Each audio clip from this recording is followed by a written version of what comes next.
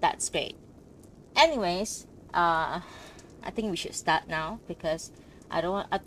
This is a very long book, and I'm trying to keep it to like uh, 2 hours and a half stream. It's gonna be. I think it should be doable. Okay. Introduction. Yeah, 2.5 streams of just reading, just so you know. I don't know if that's shocking. So it's gonna be boring. I'm gonna warn you first, it's gonna be boring. So feel free to do anything you want. Leave the place, leave the venue, AFK, go do your dungeons, dailies, or wherever. Do whatever you want. You know? It's gonna be a long read. You will get used to it. If you look into my YouTube channel, you see what I do. So today we are reading a Kazuo Ishiguro's Klara and the Sun. Klara and the Sun? I don't know, how do I pronounce it? Klara or Klara? I think Klara should be okay. So Klara and the Sun.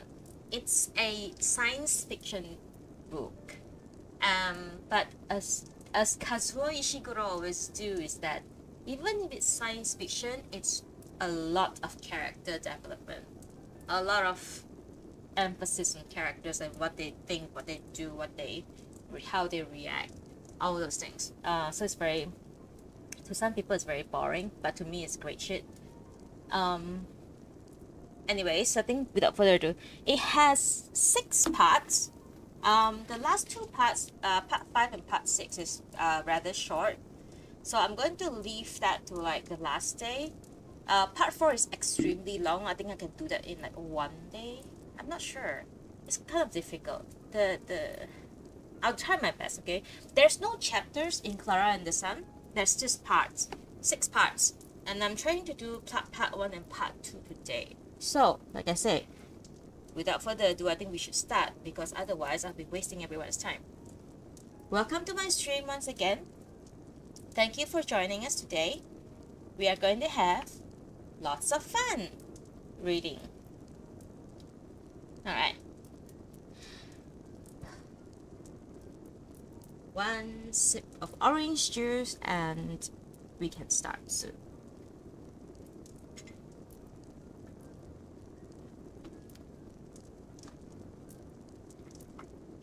Today we are reading Kazuo Ishiguro's Klara and the Sun. Klara and the Sun. Part 1.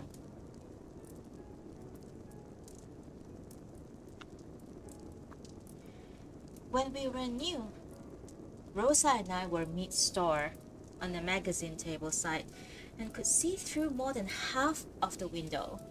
So, we were able to watch the outside. The office workers hurrying by, the taxis, the runners, the tourists, the beggar man and his dog, the lower part of RPO building. Once we were more settled, the manager allowed us to walk up to the front until we were right behind the window display, and then we could see how tall the RPO building was. And if we were there at just the right time, we would see the sun on his journey crossing between the building tops from our side to the other RPO building side. When I was lucky enough to see him like that, I would lean my face forward to take in as much of his nourishment as I could. And if Rosa was with me, I would tell her to do the same. After a minute or two, we would have to return to our positions. And when we were new, we used to worry that we often couldn't see the sun from mid-store. We'd go weaker and weaker. Boy AF Rex, who was alongside us then, told us there was nothing to worry about, that the sun had ways of reaching us wherever we were. He pointed to the floorboards and said, "That's the sun's pattern right there. If you're worried, you can just touch it and get strong again." There were no customers when he said this, and the manager was busy arranging something up the red shelves. And I didn't want to disturb her by asking for permission, so I gave Rosa a glance, and when she looked back blankly, I took 2 steps forward, crouched down, and reached out both hands to the sun's pattern on the floor. But as soon as my fingers touched it, the pattern faded, and though I tried all I could, I patted the spot where it had been, and when that didn't work, I rubbed my hands over the floorboards. It wouldn't come back. When I stood up again, Boy AF Rex said, "Klara, that was greedy. You girls AF are always so greedy." Even though I was new then, it occurred to me straight away it might not have been my fault, that the sun had withdrawn its pattern by chance just when I had been touching it. But Boy AF Rex's face remained serious. "You took all the nourishment for yourself, Klara. Look, it's almost gone dark." Sure enough, the light inside the store had become very gloomy. Even outside on the sidewalk, the throwaway zone sign on the lamppost looked grey and faint. "I'm sorry," I said to Rex, then turning to Rosa. "I'm sorry, I didn't mean to take it all myself." "Because of you," Boy AF Rex said, "I'm going to become weak by evening." "You're making a joke," I said to him. "I know you are." "I'm not making a joke. I could get sick right now. And what about those AF Rare store? There's already something not right with them. They're bound to get worse now. You were greedy, Klara." "I don't believe you," I said. But I was no longer sure. I looked at Rosa, but her expression was still blank. I'm already feeling sick already," Boy AF Rex said, and he sagged forward. "But you just said yourself, the sun always has ways to reach us. You're making a joke, I know you are." I managed in the end to convince myself Boy AF Rex was teasing me. But what I sensed that day was that I had, without meaning to, made Rex bring up something uncomfortable, something most AFs in the store preferred not to talk about. Then not long afterward, that thing happened to Boy AF Rex, which made me think that even if he had been joking that day, a part of him had been serious too. It was a bright morning, and Rex was no longer beside us because manager had moved him to the front alcove. Manager had always said that every position was carefully conceived, and that we were as likely to be chosen when standing at one as at another. Even so, we all knew the gaze of a customer entering the store would fall first on the front alcove, and Rex was naturally pleased to get his turn there. We watched him from the meat store, standing with his chin raised, the sun's pattern all over him, and Rosa leaned over to me once to say, "Oh, he does look wonderful. He's bound to find a home soon."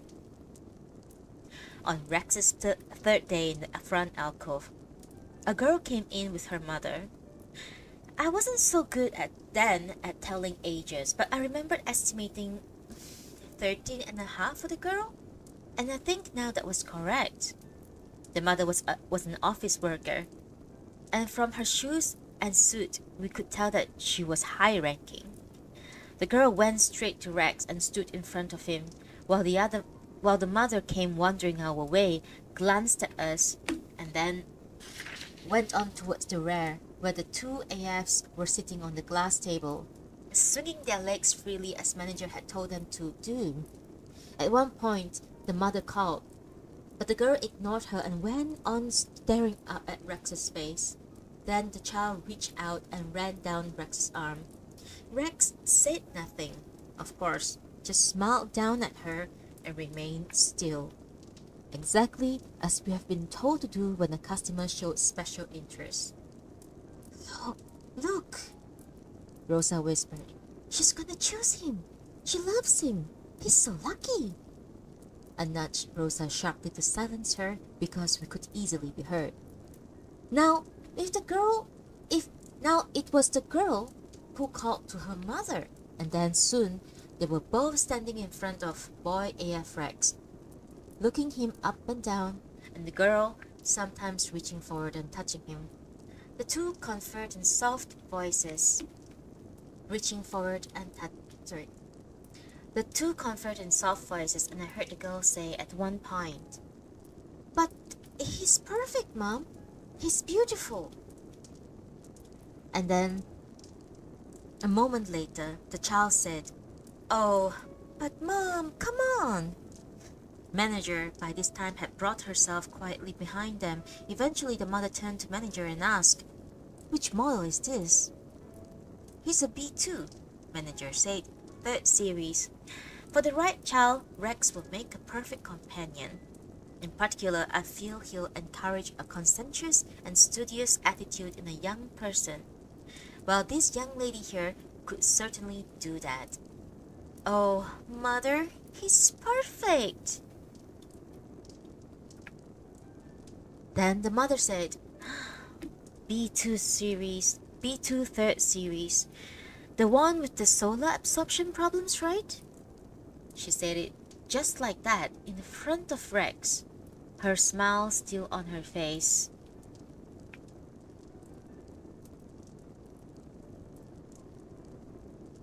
Rex kept smiling too, but the child looked baffled and glanced from Rex to her mother. "It's true," Manager said, "that the third series had a few minor issues at the start, but those reports were greatly exaggerated. In environments with normal level of lights, there's no problem whatsoever. I've heard solar malabsorption can lead to further problems," the mother said, "even behavioral ones." "With respect, ma'am, Series 3 models have brought immense happiness to many children. Unless you live in Alaska or down a mine shaft, you don't need to worry." The mother went on looking at Rex, then finally shook her head. "I'm sorry, Caroline. I can see why you like him, but he's not for us. We'll find one for you that's perfect." Rex went on smiling until after the customers had left, and even after that showed no signs of being sad. But that's when I remembered about him making that joke, and I was sure then that those questions about the sun, about how much of his nourishment we could have, had been in Rex's mind for some time. Today, of course, I realized Rex wouldn't have been the only one. But officially, it wasn't an issue at all. Every one of us had specifications that guaranteed we couldn't be affected by factors such as positioning within a room.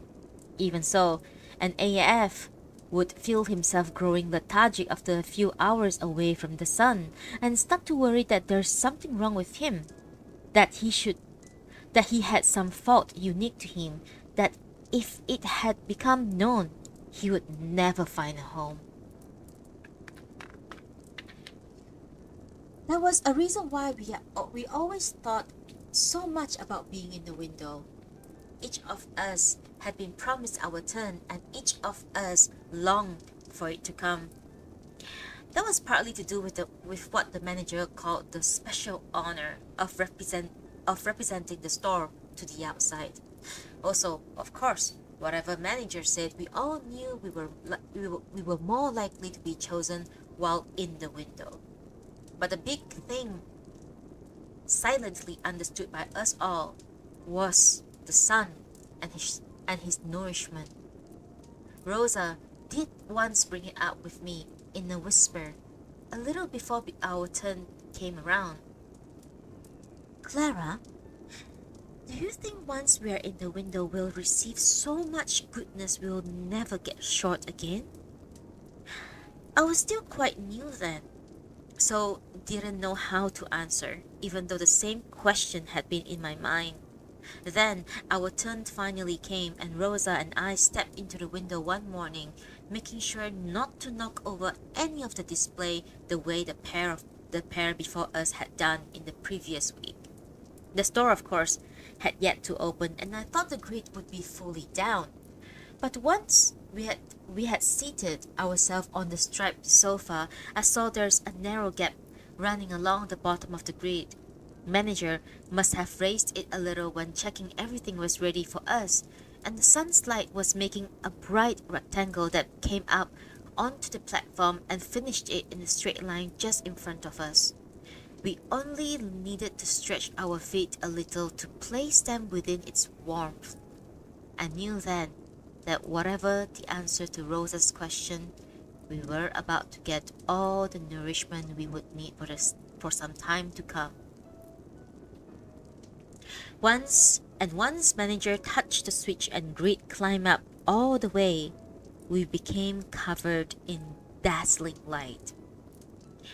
I should confess here that for me, there had always been another reason for wanting to be in the window, which had nothing to do with sun's nourishment or being chosen. Unlike most AFs, unlike Rosa, I had always longed to see more of the outside, and to see it in all its detail.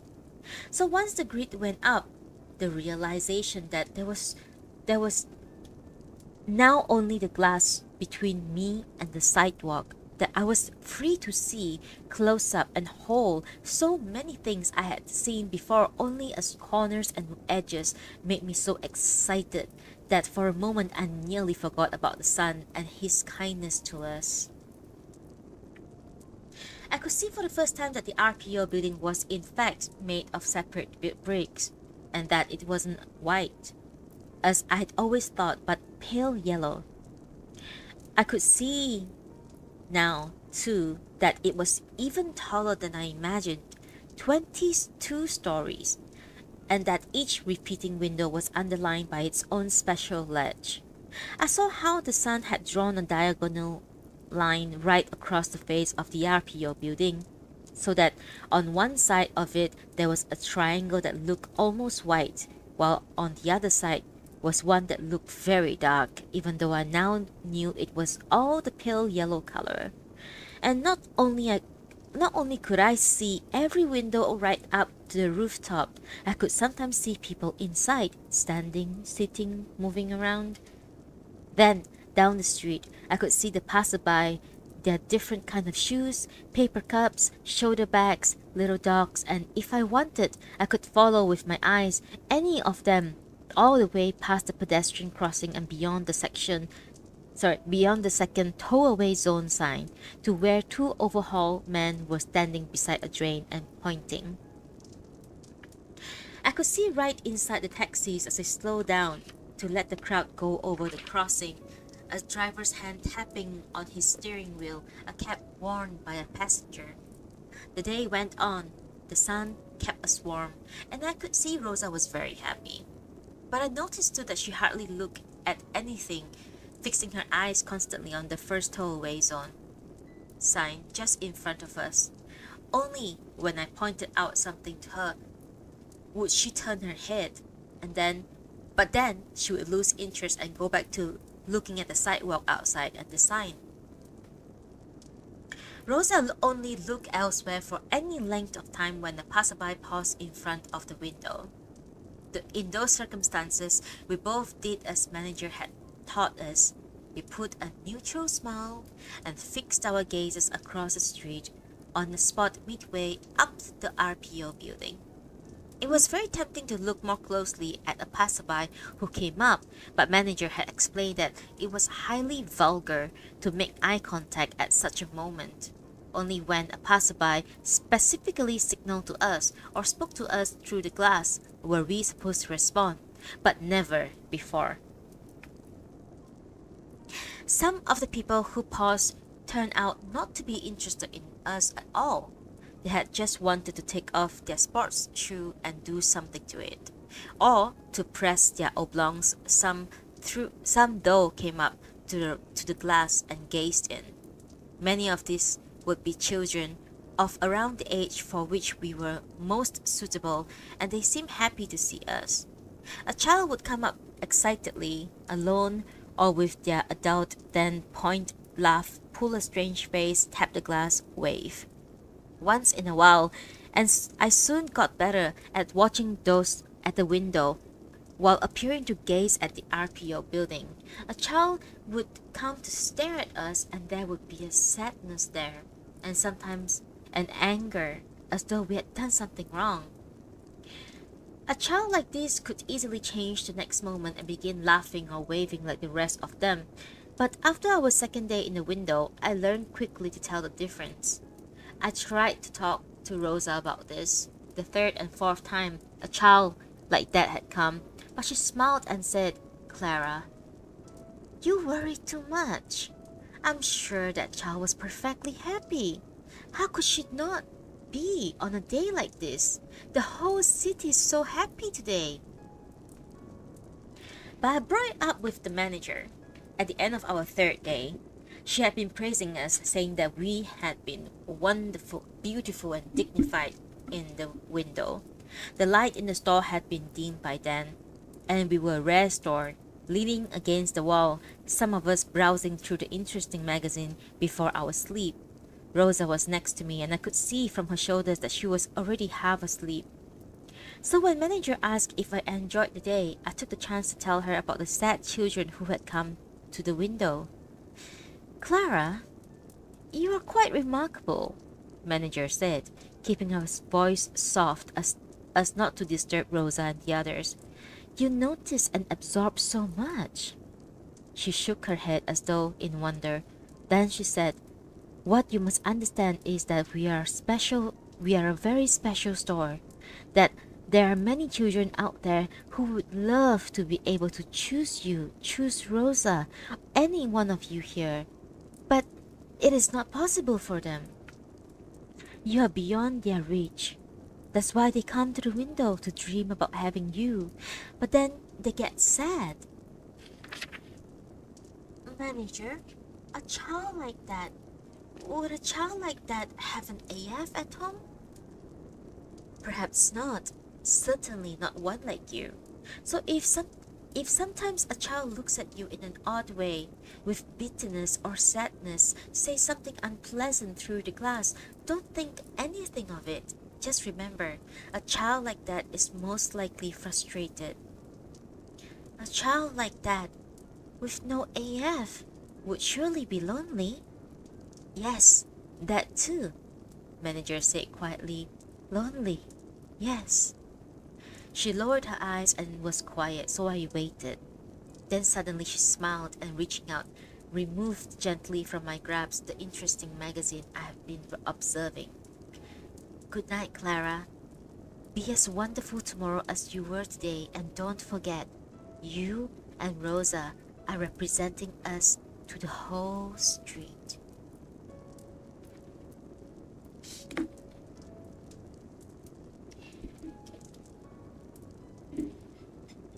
There are some pauses in between the parts. I guess you can call them chapters. But Kazuo Ishiguro didn't call them as chapters, so it's very difficult. If I guess if when I pause for about 10 seconds, then you know that it's like an in-between. It's kind of like the next chapter, okay? So we are still currently in part 1 of Klara and the Sun by Kazuo Ishiguro.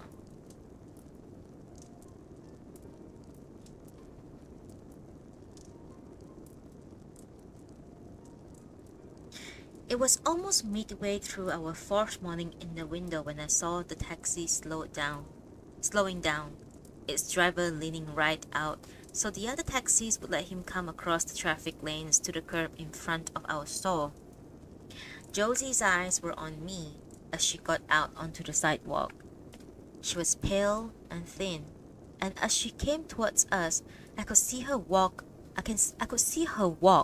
wasn't like that of the other passerby.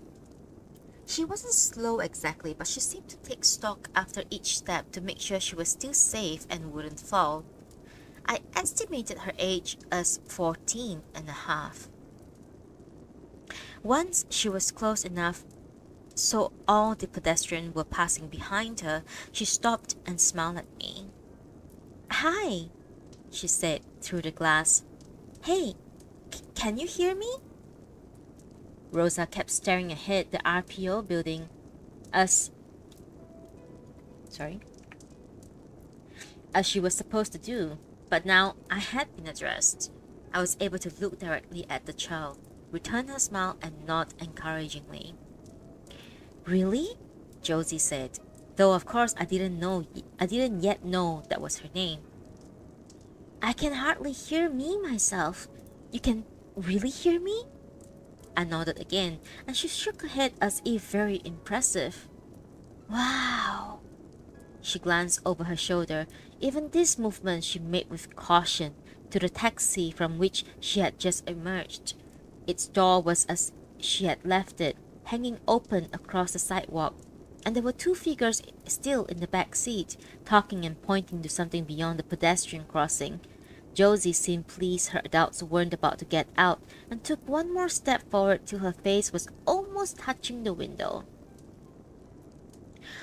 I saw you yesterday, she said. I recalled our previous day, but finding no memory of Josie, looked at her with surprise. Oh, don't feel bad or anything. There's no way you would have seen me. I was like in a taxi going by. Not even that slow. But I saw you in your window, and that's why I got Mom to stop today, right here. She glanced back again with that carefulness. Wow, she's still talking with Mrs. Jeffries. Expensive way to talk, right? The taxi meter just keeps turning over. I could see how, when she laughed, her face filled with kindness.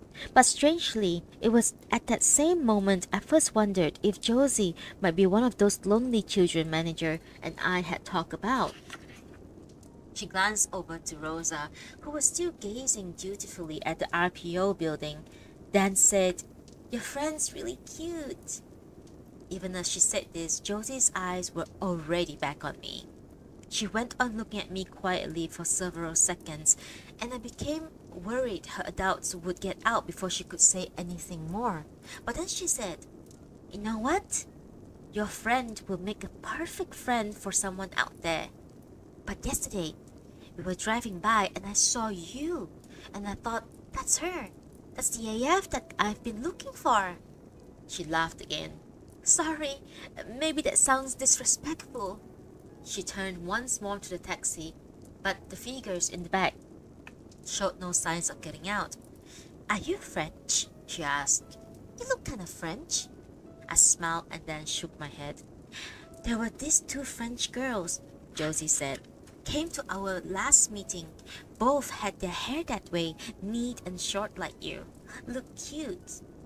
She regarded me silently for another moment, and I thought I saw another small sign of sadness, but I was still quite new then and couldn't be sure. Then she brightened up, saying, Hey, don't you guys get hot sitting in there like that? Do you guys need a drink or something? I shook my head and raised my hands, palms up, to indicate the loveliness of the sun's nourishment falling over us. Oh yeah, I wasn't thinking. You love being in the sunshine, right? She turned again, this time to look up at the building tops. At the moment the sun was in the gap of the sky, and Josie screwed her eyes immediately and turned back to me. Don't know how you do that. I keep looking at the way without being dazzled. I can't do it even for a second. She put her hand to her forehead, then turned away once more. This time, looking not at the sun, but to somewhere else, near to the top of the RPO building. After 5 seconds, she turned back to me again. I guess for you guys where you are, the sun must go down behind that big building, right? That must mean you never get to see where he really goes down. That building must always get in the way. She looked over quickly to check the adults who were still inside the taxi, and then went on. Where we live, there's nothing in the way. From up in my room, you can see exactly where the sun goes down, the exact place he goes at night. I must have looked surprised, and at the edge of my vision I could see that Rosa, forgetting herself, was now staring at Josie in astonishment. Can't wait where he comes up in the morning though, Josie said. The hills and the trees get in the way of that. Kind of like here, I guess. Things always get in the way, but the evening's something else. over that side where my room looks out, it's just wide and empty. If you came and lived with us, you would see." One adult then the other climbed from the taxi out onto the sidewalk. Josie had not seen them, but perhaps she had heard something, for she began to talk more quickly. "Cross my heart, you can see the exact place he goes down." The adults were women, both dressed in high-rank office clothes. The taller one, I guess, to be the mother, Josie had mentioned, because she kept watching Josie even as she exchanged cheek kisses with her companion. Then the companion was gone, mixing with the other passerby, and the mother turned fully our way. And for just 1 second, her piercing stare was no longer on Josie's back, but on me. And I immediately looked away, up at the RPO building. But Josie was speaking again through the glass, her voice lowered but still audible. "Have to go now, but I'll come back soon. We'll talk more." Then she said in a mere whisper, which I could only just hear, "You won't go away, right?" I shook my head and smiled. "That's good. Okay, so now it's goodbye, but only for now." The mother, by this time, was standing right behind Josie. She was black-haired and thin, though not as thin as Josie or some of the runners. Now she was closer and I could see her face better. I raised my estimate of her age to 45. As she have said, I wasn't so accurate. As I have said, I wasn't so accurate with ages then, but this was to prove more or less correct. From a distance, I had first thought her a younger woman, but when she was closer, I could see the deep edge around her mouth, and also a kind of an angry exhaustion in her eyes. I noticed too that when the mother reached out to Josie from behind, the outstretched arm hesitated in the air, almost retracting, before coming forward to rest on her daughter's shoulder. They entered the flow of passerbys, going in the direction of the second towaway zone sign. Josie, with her cautious walk, her mother's arm around her as they went. Once, before they left my view, Josie looked back, and even though she had to disturb the rhythm of their walk, gave me one last wave.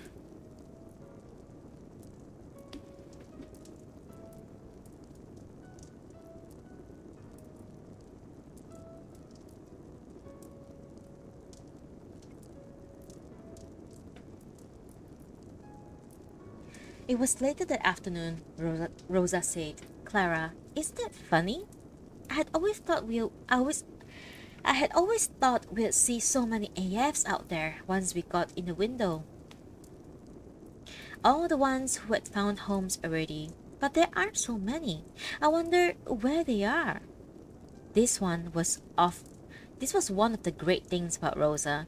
She could fail to notice so much, and even when I pointed something out to her, she would still not see what was special or interesting about it. Yet, every now and then, she would make an observation like this one. As soon as she said what she did, I realized that I too had expected to see many more AFs from the window, walking happily with their children, even going about their business by themselves, and that even if I hadn't acknowledged it to myself, I too had been surprised and a little disappointed. "You're right," I said, looking from right to left. "Just now, among all these passers-by, there isn't a single AF. Isn't that one over there, going past the fire escapes building?" We both looked carefully, then shook our heads at the same time. Though she had been the one to bring up this question about the AFs outside, it was typical that she had soon lost all interest in it. By the time I finally spotted a teenage boy and his AF walking past the juice stand on the RPO building, she barely looked their way. But I went on thinking about what Rosa had said. Whenever an AF did go by, I made sure to watch closely, and before long, I noticed a curious thing. There were always more AFs to be seen on the RPO building site than on ours. And often, if an AF did happen to come towards us on our side, walking with the child past the second tow away zone sign, They would then use the crossing and not come past our store. When AFs did go by, they almost always acted oddly, speeding up their walk and keeping their faces turned away. I wondered then if perhaps the whole store were an embarrassment to them. I wonder if Rosa and I, once we had found our homes, would feel an awkwardness to be reminded that we hadn't always lived with our children, but in a store.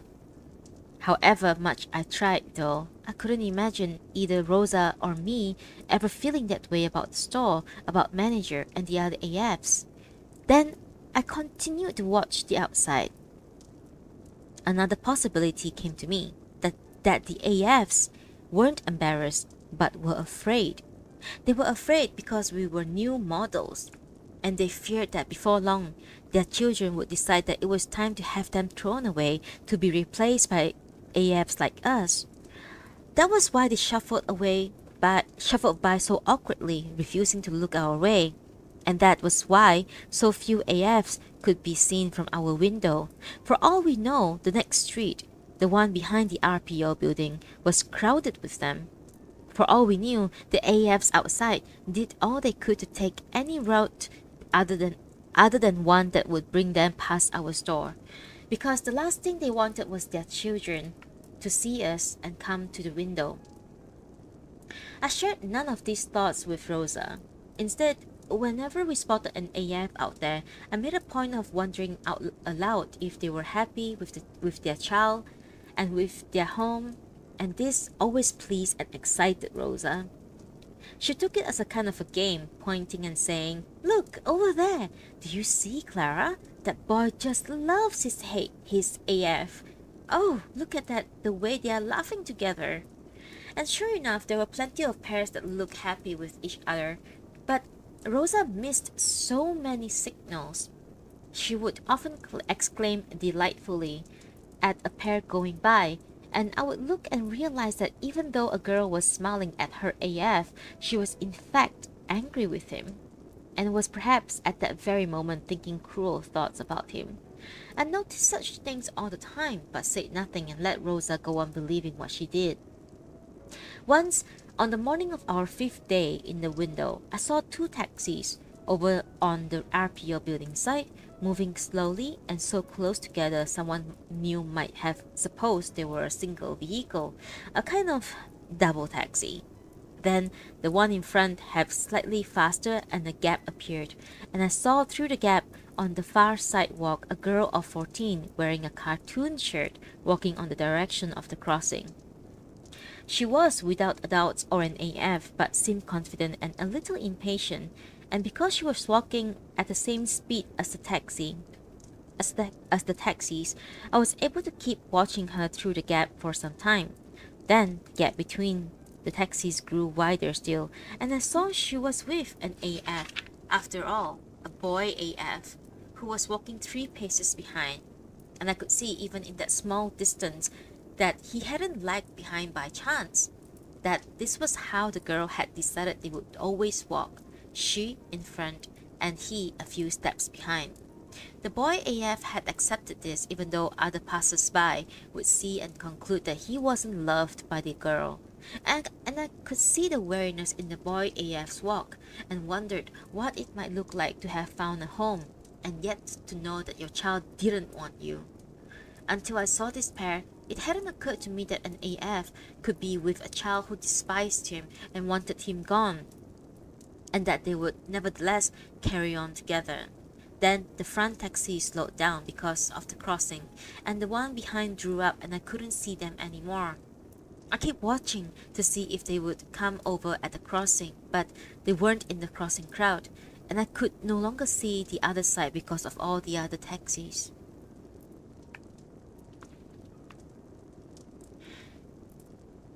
I wouldn't have wanted anyone other than Rosa beside me in the window during those days. But our time there did bring out the differences in our attitudes.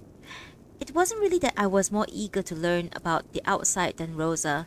She was in her own way excited and observant, and as anxious as I was to prepare herself to be as kind and helpful an AF as possible. But the more I watched, the more I wanted to learn. And unlike Rosa, I became puzzled and then increasingly fascinated by the more mysterious emotions passersby would display in front of us. I realized that if I didn't understand at least some of these mysterious things, then when the time came, I would never be able to help my child as well as I should. So I began to seek out on the sidewalks, inside the passing taxis, amidst the crowds awaiting at the crossing, the sort of behaviors about which I needed to learn. At first, I wanted Rosa to do as I was, but soon saw this was pointless. Once, on our third window day, when the sun had already gone behind the RPO building, the two taxis stopped on our side. The drivers got out and began to fight each other. This wasn't the first time we witnessed a fight. When we were still quite new, we had gathered at the window to see, as best as we could, three policemen fighting a beggarman and his dog in front of the blank doorway. But that hadn't been an angry fight. The manager had later explained that how the policeman had been worried about the beggarman because he had become drunk, and they had only been trying to help him. But the two taxi drivers weren't like the policeman. They fought as though the most important thing was to damage each other as much as possible. Their faces were twisted into horrible shapes, so that someone new might not even have realized they were people after all, and all the time they were punching each other, they shouted out cruel words. The passers-by were at first so shocked they stood back, but then some office workers and a runner stopped them from fighting anymore.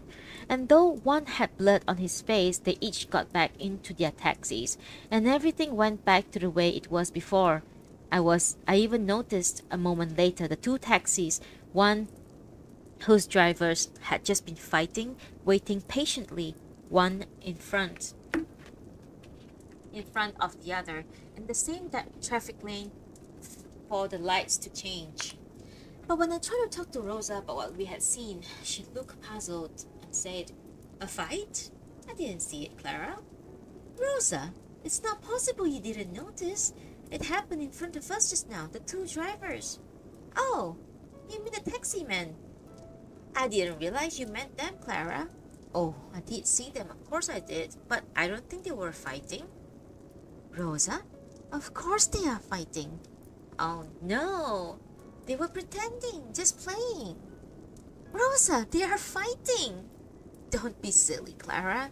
You think such strange thoughts. They were just playing, and they enjoyed themselves, and so did the passers-by."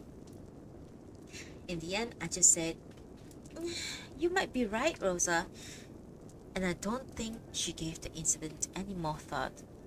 But I couldn't forget the taxi driver so easily. I had followed a particular person down the sidewalk with my gaze, wondering if he too could grow as angry as they had done. Or I would try to imagine what a passerby would look like with his or her face distorted in rage. Most of all, and this Rosa would never have understood, I tried to feel it in my own mind, the anger the drivers had experienced. I tried to imagine me and Rosa getting so angry with each other we could start to fight like that, actually trying to damage each other's bodies. The idea seemed ridiculous, but I had seen the taxi drivers. So I tried to find the beginnings of such feeling in my mind. It was useless though, and I'd always end up laughing at my own thoughts. Still, there were other things we saw from the window, other kinds of emotions I didn't at first understand, of which I did eventually find some versions in myself, even if they were perhaps like the shadows made across the floor by the ceiling lamps after the grid went down. There was, for instance, what happened to the coffee cup lady. It was 2 days after I had just met Josie. The morning had been full of rain, and passers-by were walking with narrow eyes, under umbrellas and dripping hats. The RPO building hadn't changed much in the downpour, though many of its windows had become lit as if it were already evening. The fire escapes buildings next to it had a large wet patch down the left side of its foot, as though Some juice had just leaked from a corner of its roof, but then suddenly the sun pushed through, shining onto the soaked street and the tops of the taxis. And the passerbys all came out in large numbers when they saw this. And it was the rush that followed that I spotted the small man in the raincoat. He was on the RPO building site, and I estimated to 71 years old. He was waving and calling, coming so near the edge of the sidewalk I was worried he would step out in front of the moving taxis. Manager happened to be in the window with us just at that moment. She had been adjusting the sign in front of our sofa, and she spotted the waving man at the same time I did. He had on a brown raincoat, and its belt was dangling down one side, almost touching his ankle. But he didn't seem to notice and kept waving and calling over to our side. A crowd of passers-by had formed right outside our store, not to look at us, but because for a moment the sidewalk became so busy that no one had been able to move. Then something changed. The crowd grew thinner, and I saw, standing before us, a small woman, her back to us, looking across the 4 lanes of moving taxis to the waving man. I couldn't see her face, but I estimated 67 years old from her shape and posture. I named her in my mind the coffee cup lady because from the back and in her thick wool coat she seemed so small and wide and round-shouldered, like a ceramic coffee cup resting upside down on the red shelves. Although the man kept waving and calling, and she had clearly seen him, she didn't wave or call back. She kept completely still. Even a pair of runners came towards her, patted on either side, then joined up again, their sport shoes making small splashes down the sidewalk. Then, at last, she moved. She went towards the crossing as the man had been signaling her to do, taking slow steps at first, then hurrying. She had stopped again to wait like everyone else in the light, and the man stopped waving, but he was watching her so anxiously. I again thought he might step out in front of the taxis, but he calmed himself and walked towards his end of the crossing to wait for her. And as the taxi stopped and the coffee cup lady began to cross the rest, I saw the man raise a fist to one of his eyes in the way I had seen some children do in the store when they got upset. Then the coffee cup lady reached the RPO building site, and she and the man were holding each other so tightly they were like one large person. And the sun, noticing, was pouring his nourishment on them. I couldn't see the coffee cup lady's face, but the man had his eyes tightly shut, and I wasn't sure if he was happy or very upset. Those people seemed so pleased to see each other, manager said, and I realized she had been watching them as closely as I had. Yes, they seemed so happy, I said, but it's strange because they also seem upset. Oh, Klara, manager said quietly. You never miss a thing, do you? The manager was silent for a long time, holding her sign in her hand and staring across the street, even after the pair had gone out of sight. Finally, she said, perhaps they hadn't met for a long time. A long, long time. Perhaps when they last held each other like that, they were very young. Do you mean, manager, that they had lost each other? She was quiet for another moment. Yes, she said eventually. That must be it. They lost each other, and perhaps just now, just by chance, they found each other again. Manager's voice wasn't like her usual tone, and though her eyes were on the outside, I thought she was now looking at nothing in particular. I even started to wonder what passers-by would think to see manager herself in the window with us for so long. Then she turned from the window and came past us, and as she did, she touched my shoulders. Sometimes, she said, at special moments like that, people feel a pain alongside their happiness. I'm glad you watch everything so carefully, Klara. Then, manager was gone, and Rosa said, how strange. What could she have meant? Never mind, Rosa, I said to her. She was just talking about the outside. Rosa began to discuss something else then, but I went on thinking about the rain cup lady and her raincoat man, and about what the manager had said. And I tried to imagine how I would feel if Rosa and I, a long time from now, long after we had found our different homes, saw each other again by chance on the street. Would I then feel, as manager had put it, pain alongside my happiness?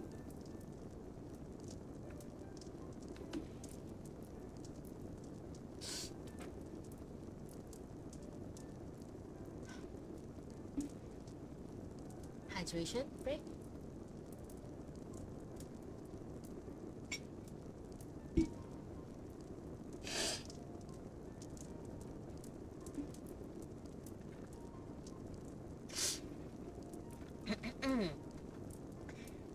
We're currently still reading part 1 of Klara and the Sun by Kazuo Ishiguro.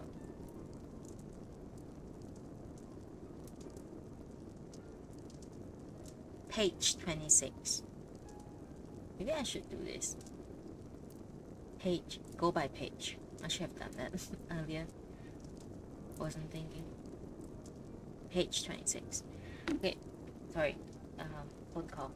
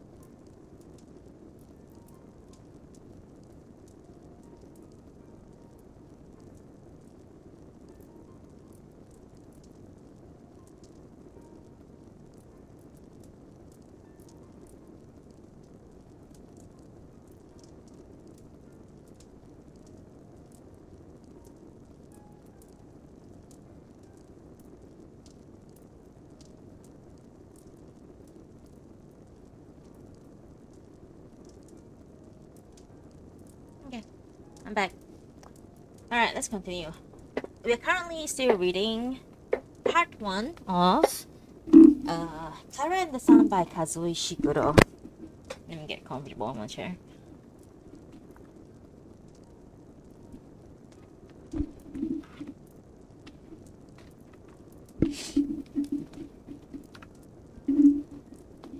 Page 26.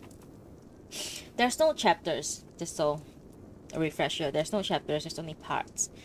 So they have a little breaks that feels like a chapter, but Ishiguro didn't put chapters to them, so I'm going by the page. Okay, let's continue.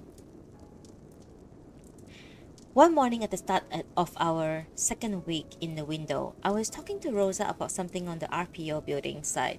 Then broke off when I realized Josie was standing on the sidewalk in front of us. Her mother was beside her. There was no taxi behind them this time, though it was possible they had just gone out of one and it had driven off, all without my noticing, because there had been a crowd of tourists between our window and the spot where they were standing. But now the passers-by were moving smoothly again, and Josie was beaming happily at me. Her face, I thought this time, seemed to overflow with kindness when she smiled. But she couldn't yet come to the window because the mother was leaning down talking to her, a hand on her shoulder. The mother was wearing a coat, a thin, dark, high-ranking one, that which moved with the wind around her body, so that for a moment she reminded me of the dark birds that perched on the high traffic signals, even as the winds blew fiercely. Both Josie and the mother went on looking straight at me while they talked, and I could see Josie was impatient to come to me, but the mother wouldn't release her and went on talking. I knew I should keep looking at the RPO building in just the way Rosa was doing, but I couldn't help stealing glances at them. I was so concerned that they would vanish into the crowd.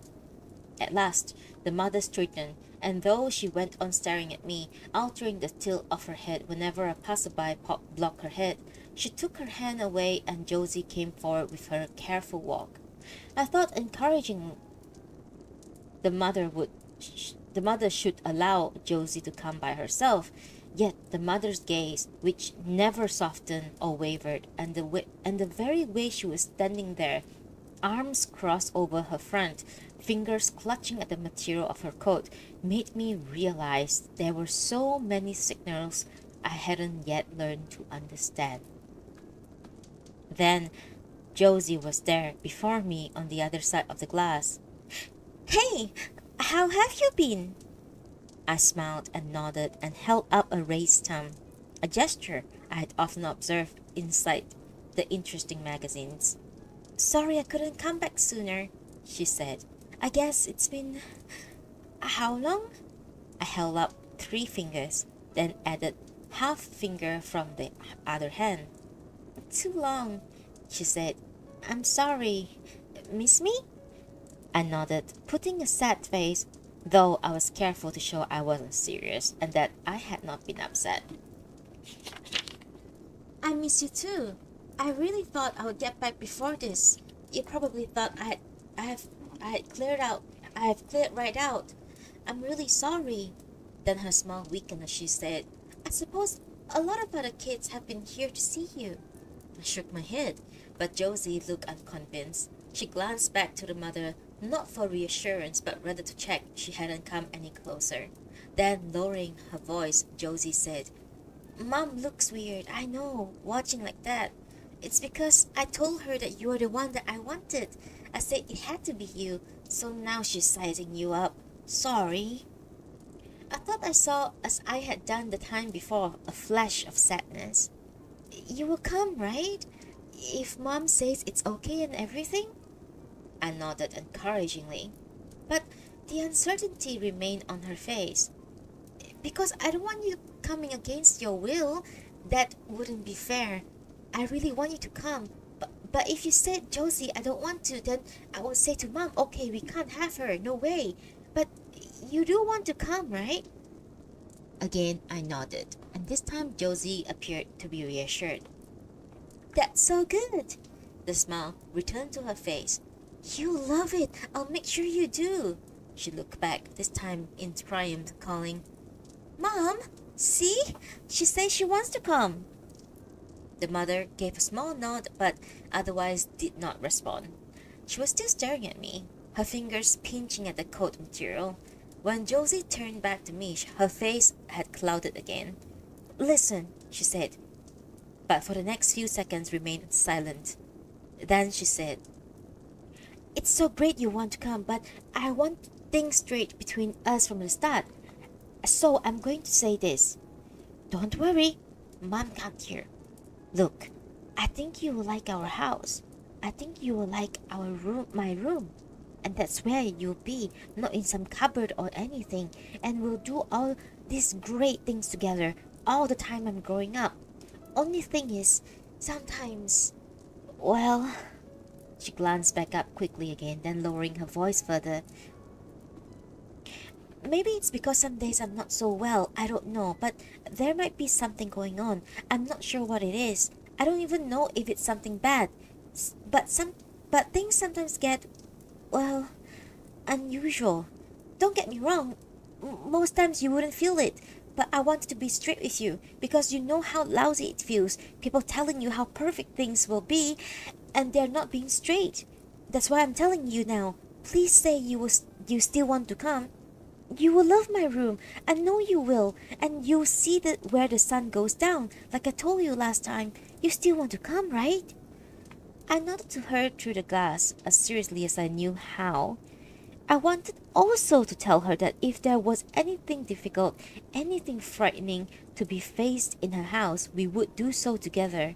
But I didn't know how to convey such a complex message through the glass without words, and so I clasped my hands together and held them up, shaking them slightly in a gesture that I had seen a taxi driver give from inside his moving taxi to someone who had waved from the sidewalk, even though he had just to take both hands off his steering wheel. Whatever Josie understood from it, it seemed to make her happy. Thank you, she said. Don't get me wrong, it may not be anything bad. It may only be me thinking things. Just then, the mother called and started to move towards us, but there were tourists in her way, and Josie had time to say quickly, I'll be back really soon. Promise, tomorrow if I can. Bye, just for now. Josie didn't return the following day, or the day after that. Then, in the middle of our second week, our turn in the window came to an end. Throughout our time, manager had been warm and encouraging. Each morning, as we prepared ourselves on the striped sofa and waited for the grid to rise, she had said something like, You were both wonderful yesterday. See if you can do just as well today. And at the end of each day, she would smile and told us, Well done, both of you. I'm so proud. So it never occurred to me we were doing anything wrong. And when the grid came down on our last day, I was expecting manager to praise us again. I was surprised then when after locking the grid, she simply walked away, not waiting for us. Rosa gave me a puzzled look, and for a moment we remained on the striped sofa. But with the grid down, we were in near darkness, so after a while we rose and came down off the platform. We were then facing the store, and I could see all the way the glass table at the back. But the space had become partitioned into 10 boxes, so that I no longer had a single unified picture of the view before me. The front alcove was in the box furthest to my right, as expected, and yet the magazine table, which was nearest to the front alcove, had become divided between various boxes, so that one section of the table could even be seen in the box furthest to my left. By now, the lights had been dimmed, and I spotted the other AFs in the background of several boxes lining the walls mid-store preparing for their sleep. But my attention was drawn to the 3 center boxes at that moment containing aspect of manager in the act of turning towards us. In one box, she was visible only from her waist to the upper part of her neck, while the box immediately beside it was almost entirely taken up by her eyes. The eyes closest to us was much larger than the other, but both were filled with kindness and sadness, and yet the third box showed a part of her jaw and most of her mouth. I detected there were anger and frustration. Then she had turned fully and was coming towards us, and the store became once more a single picture. Thank you, both of you, she said, and reaching out, touched us gently in turn. Thank you so much. Even so, I sensed something had changed, that we had somehow disappointed her.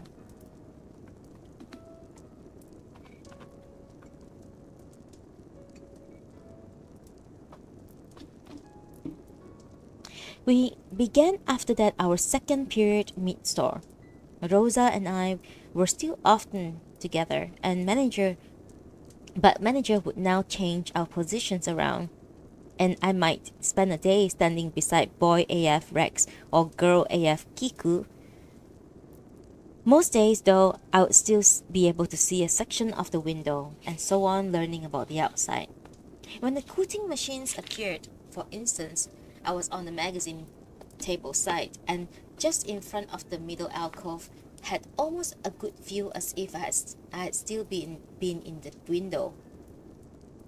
It had been obvious for days that the cooking machines was going to be something out of the ordinary. First, the overhaul man arrived to prepare it, marking out a special section of the street with wooden barriers. The taxi drivers didn't like this at all and made a lot of noise with their horns. Then, the overhaul man began to drill and break up the ground, even parts of our sidewalk, which frightened the two AFs in the window. Once, when the noise became really awful, Rosa put her hands to her ears and kept them there, even though there were customers in the store. Manager apologized to every customer who came in, even though the noise had nothing to do with us. Once, a customer began talking about pollution and pointing to the overhaul man outside and said how dangerous pollution was for everyone. So when the cooking machines first arrived, I thought it might be a machine to fight pollution, but boy AF Rex said no. It was something specially designed to make more of it. I told him I didn't believe him, and he said, "All right, Klara, you just wait and see." It turned out, of course, he was right. The cooking machine, I named it that in my mind because it had cootings in big letters across its side, began with a high-pitched whine, not nearly as bad as the drills had been, and no worse than manager's vacuum cleaner. But there were three short funnels protruding from its roof, and smoke began to come up out of them. At first the smoke came in little white puffs, then grew darker, till it no longer rose as separate clouds, but as one thick continuous one.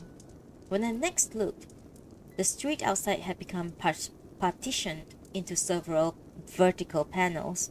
From my position I could see three of them quite clearly without leaning forward. The amount of dark smoke appeared to vary from the panel, so that it was almost as if contrasting shades of grays were being displayed for selection. But even where the smoke was at its most dense, I could still pick out many details. In one panel, for instance, there was a section of overhaul man's wooden barrier, and seemingly now attached to it the front part of the taxi. In the neighboring panel, diagonally cutting off its top corner, was a metal bar which I recognized as belonging to one of the high traffic signals. Indeed, looking more closely, I could decipher the dark edge of a bird's outline perched upon it. At one point, I saw a runner pass from one panel to the next, and as he crossed, his figures altered both in terms of size and trajectory. Then, the pollution became so bad that even from the magazine's table side, I could no longer see the gap of the sky, and the window itself, which the glassman cleaned so profoundly for manager, became covered with dirty dots. I felt so sorry for the two boys AFs who had waited so long for their turn in the window. They went on sitting there with good postures, but at one stage I saw one of them raise an arm across his face as though the pollution might come through the glass. Manager then stepped up onto the platform to whisper reassuring things to him, and when she eventually came back down and started rearranging the bracelets inside the glass display trolley, I could see that she too was upset. I thought she might even go outside and talk to the overhaul man. But then she noticed us and she smiled and said, "Everyone, please listen. This is unfortunate, but nothing to worry about. We'll bury it for a few days, then it'll be over." But the next day and the day after, the cooking machines carried on, and daytime became almost night. At one point, I looked for the sun's pattern on our floor, alcoves, and walls, but they were no longer there. The sun, I knew, was trying his utmost, and towards the end of the season, bad, sorry, end of the second bad afternoon, even though the smoke was worse than ever, his patterns appeared again, though only faintly. I became worried and asked manager if we'll still get all our nourishment, and she laughed and said, that horrible thing had come here several times before, and no one in the store ever suffered from it. So just put it out of your mind, Klara. Even so, after 4 continuous days of pollution, I could feel myself weakening. I tried not to show it, especially when the customers were in the store. But perhaps because of the coatings machine, there were now long stretches with no customers at all. I sometimes allowed my posture to sag so that boy AF Rex had to touch my arm to make me stand straight again. Then one morning, the grid went up, and not only the cooking machines, but its whole special section had vanished. The pollution, too, was gone. The gap of the sky had returned and was a brilliant blue, and the sun poured its nourishment into the store. The taxis were once more moving smoothly, and their drivers happy. Even the runners went by with smiles. All the time coatings machines had been there, I had worried that Josie might have been trying to come back to the store and had been prevented by the pollution. But now it was over, and there was such a rise in spirit both inside and outside the store. I felt if there was any day for Josie to come back, it would have been this one. By mid-afternoon, though, I came to realize how unreasonable an idea this was. I stopped looking for Josie out in the street and concentrated instead on learning more about the outside. 2 days after the coatings machine went away, the girl with the short spiky hair came into the store. I estimated 12.5 years old. She was dressed that morning like a runner in a bright green tank top, and her two thin arms were showing all the way up to her shoulders. She came in with her father, who was in casual office suit, quite high-ranking, and neither said much at first as they browsed. I could tell immediately the girl was interested in me, even though she only glanced my way quickly before returning to the front store. After a minute, though, she came back and pretended to be absorbed by the bracelets in the glass display trolley just in front of where I was standing. Then, glancing around to check that neither her father nor manager was watching, she put her weight experimentally against the trolley, making it move forward an inch or two on its casters. As she did this, she looked at me with a small smile, as if the moving of the trolley was a special secret between us. She pulled the trolley back to its original position and grinned at me and called out, "Daddy?" When the father didn't reply, he was absorbed by the two AF sitting on the glass table at the back. The girl gave me a last look, then went over to join him. They began a conversation in low whispers, continually glancing my way, so that there could be no doubt they were discussing about me. Manager, noticing Rose from her desk and came to stand near me, her hands clasped in front of her. Eventually, after a lot more whispering, the girl came back, striding past manager till she was directly facing me. She touched each of my elbows in turn, then took my left hand within her right, and held me like that, her eyes looking into my face. Her expression was quite stern, but the hand holding mine squeezed gently, and I understood that this was intended as another little secret between us. But I didn't smile at her. I kept my expression blank, throwing my gaze over the girl's spiky head to the red shelf on the wall opposite, and in particular at the row of ceramic coffee cups displayed upside down along the third tier. The girl squeezed my hand once more, the second time less gently, but I didn't lower my gaze to her or smile. The father, meanwhile, had come nearer, treading softly so as not to disturb what might be a special moment. Manager, too, had moved closer and was standing just behind the father. I noted all this, but kept my eyes fixed on the red shelf and the ceramic coffee cups, and kept my hand inside hers slack so that, had she let go, mine would have just flopped down at my side.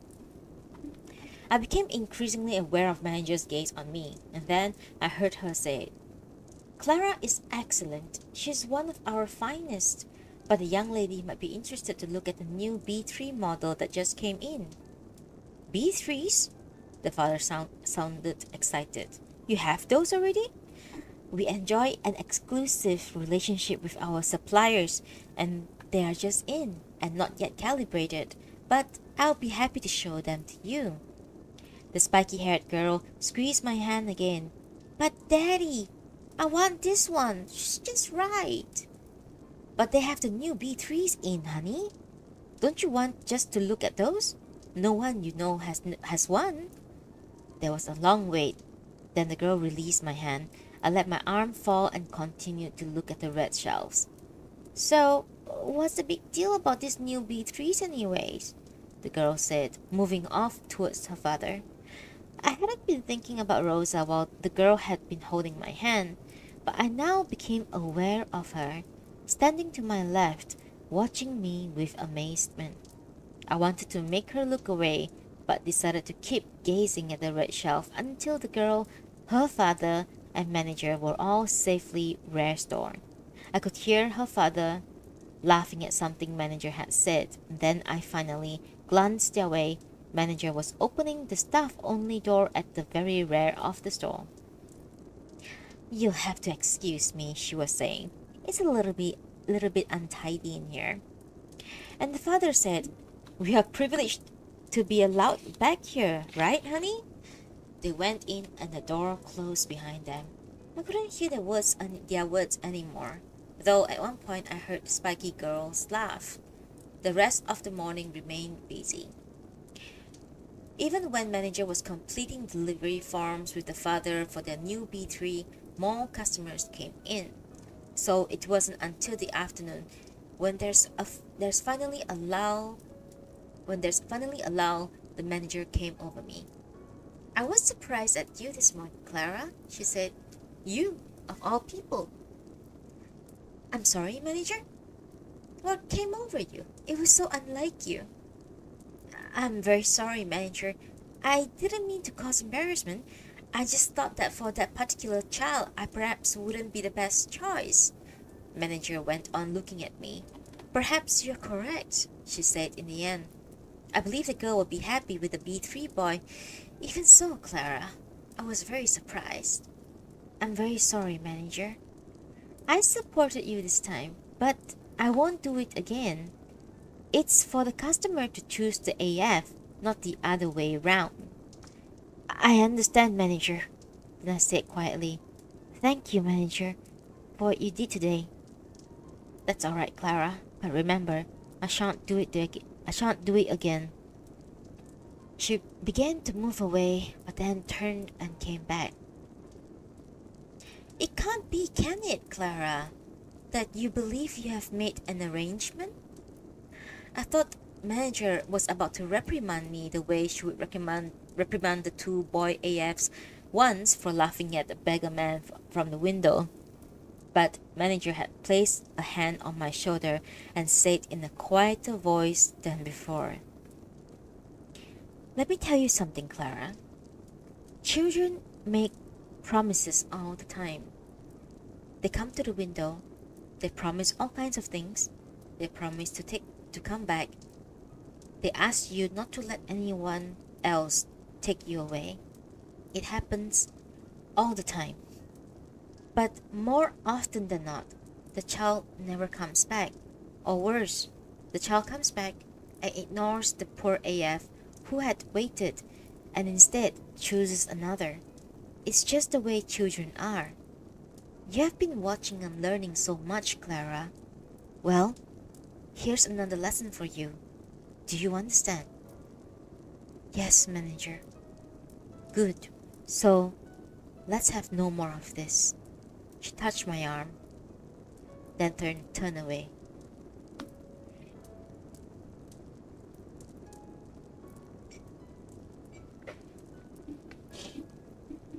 We are at page 39.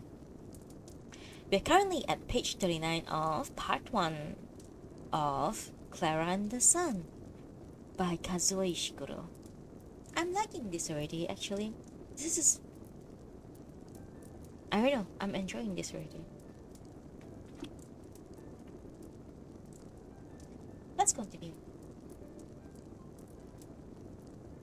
The new B3s, the three boys AF, were soon calibrated and took up their positions. Two went straight into the window with a big new sign, and the other was given the front alcove. A fourth B3, of course, had already been bought by the spiky-haired girl and shipped without any of us meeting him. Rosa and I remained mid-store, though we were moved to the red shelf side once the new B3s arrived.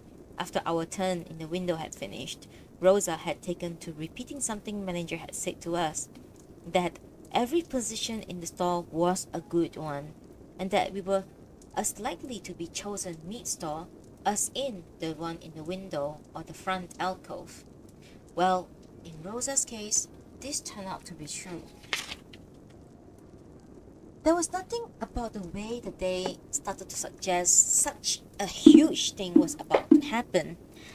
There was nothing different about the taxis or the passerbys or in the way the grid had gone up or the way manager had greeted us. Yet, by that evening, Rosa had been bought and she had vanished behind the staff-only door to prepare for shipping. I suppose I'd always thought that before either of us left the store, there would be plenty of time to talk everything over. But it happened very quickly. I barely took in anything useful about the boy and his mother who came in and chose her. And as soon as they left, manager had confirmed she had been bought. Rosa became so excited it was impossible for us to have a serious talk. I wanted to go over the many things she would have to remember in order to be a good AF, to remind her of all things manager had taught us, and to explain to her everything I had learned from the outside. But she just kept rushing from one topic to the other. Would the boys' room have a high ceiling? What color car would the family have? Would she get to see the ocean? Would she be asked to pack a picnic into a basket? I tried to remind her about the sun's nourishment, how important that was, and I wondered aloud if her room would be easy for the sun to look into, but Rosa wasn't interested. Then, before we knew it, it was time for Rosa to go away into the back room, and I saw her smiling over her shoulder at me one last time before she disappeared behind the door. In the days after Rosa left, I remained mid-store. The two B3s in the window had been bought one day apart, and the boy AF Rex also found a home around this time. Soon, 3 more B3s arrived, boy AFs again, and manager positioned them almost directly across me over on the magazine table alongside the 2 boy AFs from the other series. The glass display trolley was between me and this group, so I didn't converse with them much, but I had plenty of time to observe them, and I saw how welcoming the older boy AFs were being, giving the new B3s all kinds of useful advice, so I suppose they were getting on well. But then I began to notice something odd. During the course of the morning, say, the 3 B3s would move little by little away from the 2 older AFs.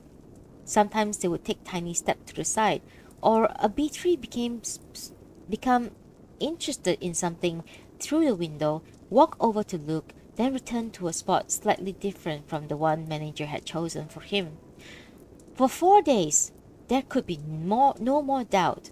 The 3 new B3s were deliberately moving themselves away from the older AFs so that when the customers came in, the B3s would look like a separate group on their own.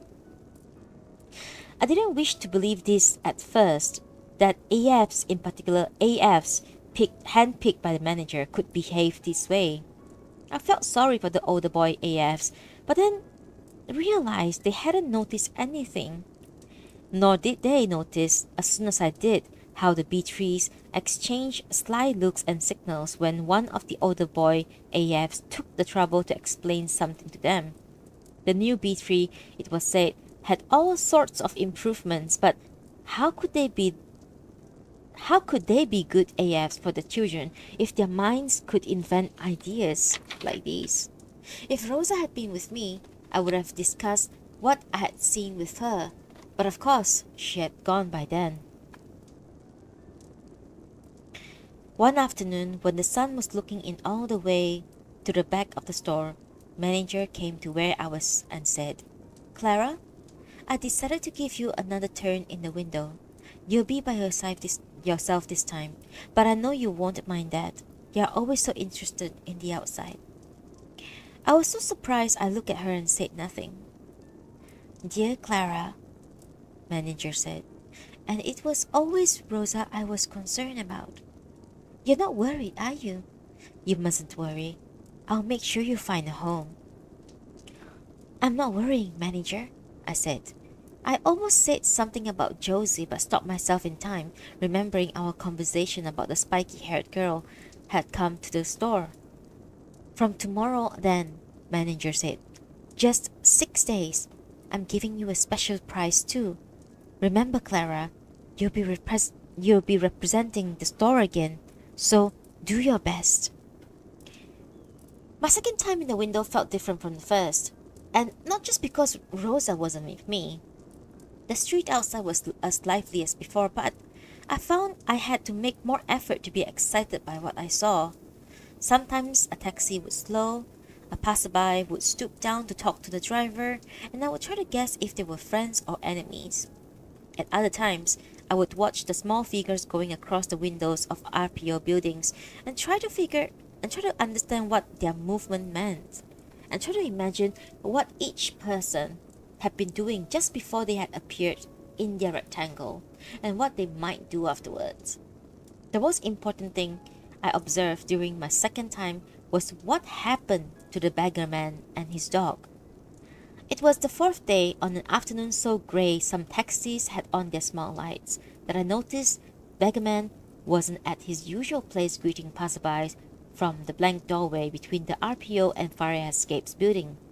I didn't think much about it at first because Beggarman often wandered away, sometimes for long periods. But then once I looked over to the opposite side and realized he was there after all, and so was his dog, and that I hadn't seen them because they were lying on the ground.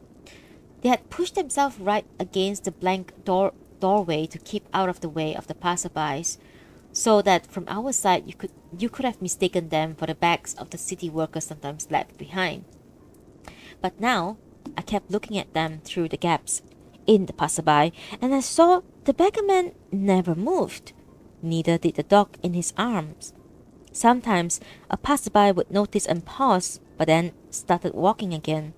Eventually, the sun was almost behind the RPO building, and the beggarman and the dog were exactly they had been all day, and it was obvious they had died, even though the passersby didn't know it. I felt sadness then, despite it being a good thing that they died together, holding each other, trying to help one another. I wish someone would notice, so they could be taken somewhere better and quieter. And I thought about saying something to manager, but when it was time for me to step down from the window for the night, she looked so tired and serious I decided to say nothing. The next morning the grid went up, and it was a most splendid day. The sun was pouring his nourishment onto the street and into the buildings, and when I looked over to the spot where Beggarman and the dog died, I saw they weren't dead after all. That was a special kind of nourishment from the sun had saved them. Beggarman wasn't yet on his feet, but he was smiling and sitting up, his back against the blank doorway, one leg stretched out and the other bent so he could rest his arm on his knees. And with his free hand, he was fondling the neck of the dog, who had also come back to life and was looking from side to side at the people going by. They were both hungrily absorbing the sun's special nourishment and become stronger by the minute, and I saw before long, perhaps even by afternoon, Beggarman would be on his feet again, cheerfully exchanging remarks as always from the blank doorway. Then soon, my 6 days were finished, and manager told me I had been a credit to the store. Above average numbers, she said, had come in while I had been in the window, and I was happy when I heard this. I thanked her for giving me a second turn, and she smiled and said she was sure I wouldn't now have to wait long. 10 days later, I was moved to the rare alcove. Manager, knowing how much I like to have a view of the outside, assured me it would be only for a few days. Then I'll be able to return to the meat store again. In any case, she said, the rare alcove was a very good position. And sure enough, I found I didn't mind it at all. I've always liked the two AFs who were now sitting on the glass table against the back wall, and I was close enough to them to have extended conversations, calling across to them provided that there were no customers. The rare alcove, however, was beyond the arc, so not only was there no view of the outside, it was hard to see even the front part of the store. If I wished to see customers as they first came in, I had to lean all the way forward to peer around the side of the arc, and even then, even if I took a few steps, the view would still be interrupted by the silver vases on the magazine tables and the B3 standing meat store. On the other hand, perhaps because we were further from the street, or because of the way the ceiling sloped down at the rear of the store, I could hear sounds more clearly. That was why I knew, just from footsteps, long before she started to speak, that Josie had come into the store. Why did they have to have all that perfume? I almost gagged. Soap, Josie, the mother's voice said. Not perfume. Hand-cut soap, and very fine it was too. Well, that wasn't the store. It was this one. I told you, Mom. I heard careful steps move along the floor. Then she said, this is definitely the right store, but she's not here anymore. I took 3 small steps forward until I could see, between the silver vases and the B3s, the mother staring at something out of my vision. I could see her face only from one side, and I thought she appeared even more tired than the time I had seen her on the sidewalk, looking like one of those high-perched birds in the wind. I guess that she was watching Josie, and that Josie was looking at the new girl B3 in the front alcove. For a long time nothing happened. Then the mother said, "What do you think, Josie?" Josie didn't reply, and I heard manager's footstep move across the floor. I could now feel special stillness in the store when every AF is listening, wondering if a sale is about to be made. Sung Yi is a B3, of course, manager said, one of the most perfect I've yet seen. I could now see manager's shoulder, but I still couldn't see Josie. Then I heard Josie's voice say, "You're really fantastic, Sung Yi. So please don't take this the wrong way. It's just that..." She trailed off. I heard again her careful steps. Then for the first time I could see her. Josie was casting her gaze all around the store. The mother said, "I've heard these new B3s are very good with cognitive and recall, but they can sometimes be less empathetic." Manager made a sound that was a sigh, but also a laugh. At the very beginning, perhaps, 1 or 2 B3 were known to be a little headstrong, but I can absolutely assure you, Sung Yi here will present no such issues. "Would you mind," the mother said to the manager, "if I address Sung Yi directly? I have some questions I would like to put to her." "But Mom," Josie broke in, and now she was again out of my vision. "What's the point? Sung Yi is great, I know, but she's not what I want." "We can't keep searching forever, Josie." "But it was this store. I'm telling you, Mom. She was here. I guess we're too late after all." It was unfortunate. Josie could have come in just when I was in rare store. Even so, I was sure she would in time come to my part of the store and see me, and there was one reason why I remained where I was, not making a sound. But perhaps there was a further reason, for a fear had entered my mind almost at the same moment I felt joy on realizing who had come into the store. A fear to do with what manager had said to me that day about children often made promises, then didn't return, or if they did, ignored the AF to whom they made the promise and chose another. Perhaps that was why I went on waiting there quietly. The manager's voice came again, and there was something new to it.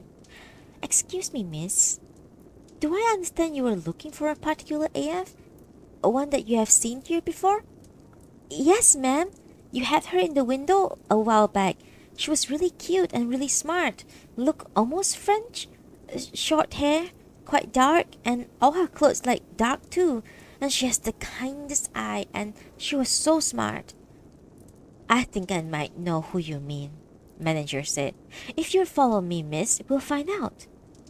Only then, only then did I move to where they would see me. I had been out of the sun patterns all morning, but now I stepped into two bright intersecting rectangles, just as manager and Josie following came up to the arc. When Josie saw me, her face filled with joy, and she quickened her stride. You're still here! She had become even thinner. She kept coming with her uncertain stride. I thought she was about to embrace me, but she stopped at the last moment and then looked up to my face. Oh boy! I really thought you have been gone. Why would I be gone? I said quietly. We made a promise. Yeah, Josie said. Yeah, I guess we did. I guess I was the one who screwed up. I mean, taking so long. As I smiled at her, she called over her shoulder, Mom, this is her, the one I've been looking for. The mom came slowly towards the arc, then stopped, and for a moment all three looking at me. Josie at the front beaming happily, manager just behind her also smiling but with a caution in her look, which I took as an important signal from her, and then the mother, her eyes narrowed like people on the sidewalk when they are trying to see if there's a taxi free or taken. And when I saw her and the way she was looking at me, the fear, the one that had all but vanished when Josie had cried, You are still here, came to my mind. I didn't mean to take so long, Josie was saying, but I got a little sick, but I'm fine again though. Then she called back, Mom, can we buy her right away before someone else come in and take her? There was a silence. Then the mother said quietly, This one isn't a B3. I take it. Klara is a B2, manager said, from the 4th series, which some say has never been surpassed, but not a B3. The B3 innovations are truly marvelous, but some customers feel for a certain sort of child, a top-range B2 can still be the most happy match. I see. Mom, Clara's the one I want. I don't want another. One moment, Josie. Then she asked the manager, Every artificial friend is unique, right? That's correct, ma'am. And particularly so at this level. So what makes this unique? This Klara? Klara has so many unique qualities. We could be here all morning. But if I had to emphasize on just one, well, it would have to be her appetite for observing and learning. Her ability to absorb and blend everything she sees around her is quite amazing. As a result, she now has the most sophisticated understanding of any AF in this store. B3s not accepted. Is that so? The mother was once again looking at me with narrowed eyes. She then took 3 more steps towards me. You mind if I ask her a few questions? Please, go ahead. Mom, please. Excuse me, Josie. Just stand over there a moment while I talk to Klara. Then it was just the mother and me. Though I tried to keep a smile on my face, it was not easy. I might even have let the fear show. Klara, the mother said, I want you not to look towards Josie. Now tell me without looking, what color are her eyes? They're gray, ma'am. Good. Josie, I want you to be absolutely silent. Now, Klara, my daughter's voice. You heard her speak just now. How would you say her voice was pitched? Her conversational voice has a range between a flat above middle C to C octave. Is that so? There was another silence. Then the mother said, Last question, Klara. What did you notice about the way my daughter walks? There's perhaps a weakness in her left hip. Also, her right shoulder has potential to give pain, so Josie walks in a way that will protect it from sudden motion, or unnecessary impact.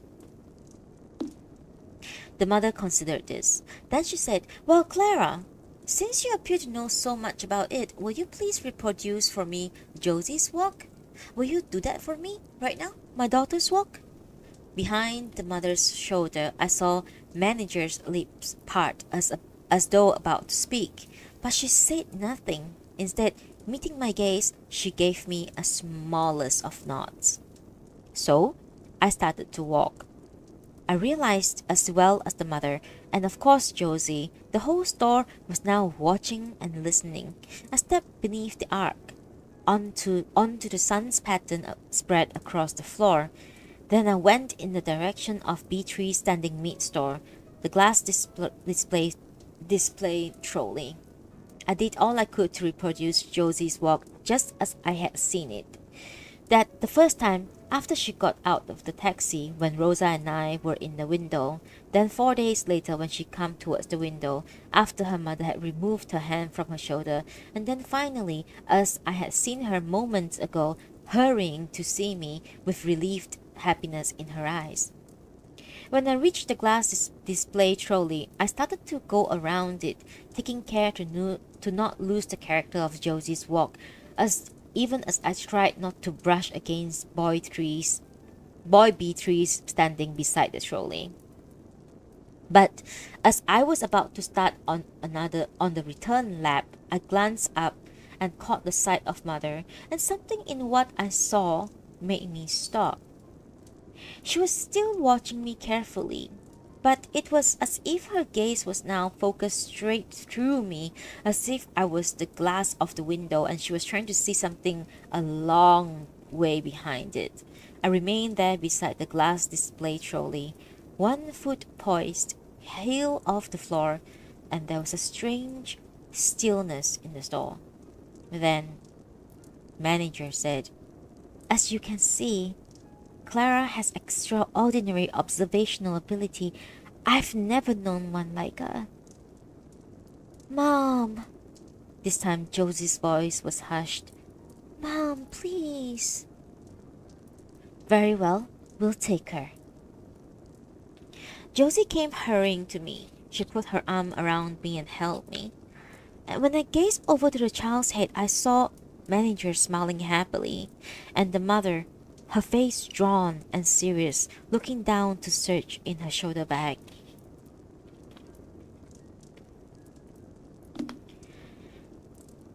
And that was the end of part 1! Guys, we made it! I can probably do part 2! I just need a stretch. That was nice. I think that was nice. I don't know. So beyond like short synopsis of like what is this about, right? I tend to not try to get like spoilers or like try to know too much about the book that I'm going to read. So far this is a very enjoyable read. I'm enjoying it a lot actually. No kidding. Yeah, so far this is fun. I'm enjoying it. I don't know about you guys, but I'm enjoying it. It's yeah.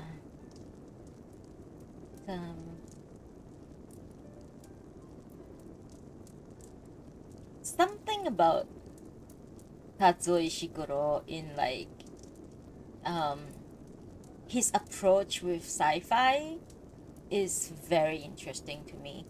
I don't know. I really like his approach to sci-fi. Yeah. Um, I don't like too technical stuff. Um, extremely like too like scientific stuff. But like this type of sci-fi is very nice to me. In my opinion, I like it a lot.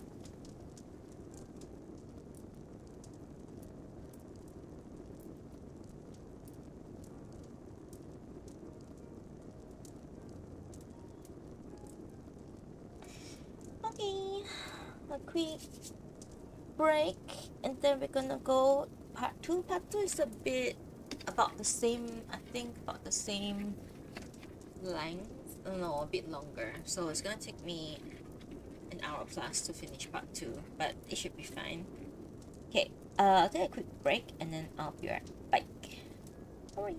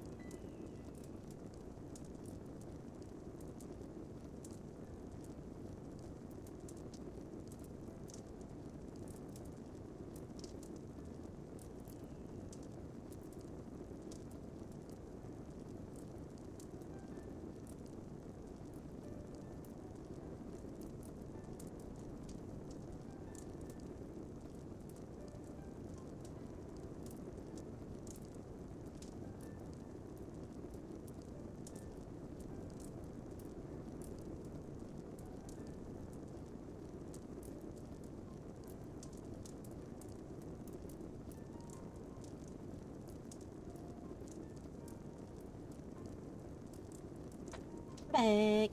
Okay, so we're gonna continue. Okay, hang on. So, guys, we are gonna continue.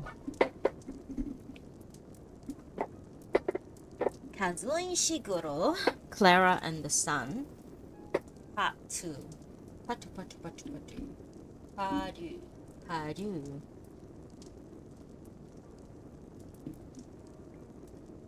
Okay.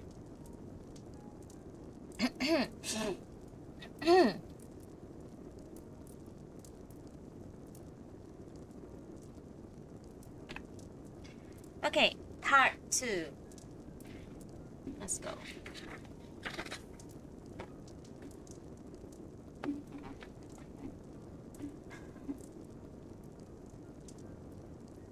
The kitchen was especially difficult to navigate because so many of its elements would change their relationship to one another moment by moment. I now appreciated how, in the store, surely out of consideration for us, manager had carefully kept all the items, even smaller ones like the bracelets or the silver earring box, in their correct places. Throughout Josie's house, however, and in the kitchen in particular, Melania housekeeper would constantly move the items around, obliging me to start afresh in my learning. One morning, for instance, Melania, housekeeper, altered the positions of her food blender 4 times within as many minutes. But once I had established the importance of the island, things became much easier. The island was the center of the kitchen, and perhaps to emphasize its fixed down nature, had pale brown tiles that mimicked the bricks of a building. Sunk into its middle was a shiny basin, and there were 3 high stools along the longest edge where residents could sit. In those early days, when Josie was still quite strong, she would often sit at the island to do her tutorial work or just to relax with her pencil and sketch pad.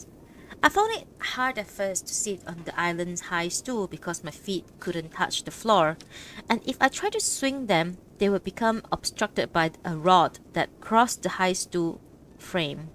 But then I copied Josie's method of placing elbow firmly down the island's surface. Then from then on felt more secure. Though there's always remained the possibility that Melania, housekeeper, would appear suddenly behind me, reach for the taps, and make water come out with great force. The first time this happened, I was so startled I nearly lost balance, but Josie beside me barely moved, and I soon learned that there was nothing to fear from a few specks of moisture. The kitchen was an excellent room for the sun to look into. There were large windows facing a wide sky and outdoors almost permanently empty of traffic and passers-by. Standing at the large windows, it was possible to see the road rising over the hill past faraway trees. The kitchen often filled with the sun's best nourishment, and in addition to the large windows, there was a skylight on the high ceiling which could be revealed and concealed with a remote. I, at first, worried about the way Melania, housekeeper, would often made the blind come over the skylight just as the sun was sending in his nourishment. But then I saw how easily Josie could grow too warm, and learned to use the remote myself if the sun's pattern over her became too intense. I found strange for a while not only the lack of traffic and passerbys, but also the absence of the other AFs. Of course, I hadn't expected other AFs to be in the house, and I was in many ways pleased to be the only one, since I could focus my attention solely on Josie. But I realized how much I had grown used to making observations and estimates in relation to those of other AFs around me, and here too was another adjustment I had to make. In those early days, at stray moments, I had often looked out at the highway over the hill, or at the view across the fields from the bedroom rear window, and searched with my gaze for the figure of a distant AF before remembering how unlikely a prospect that was so far away from the city and other buildings.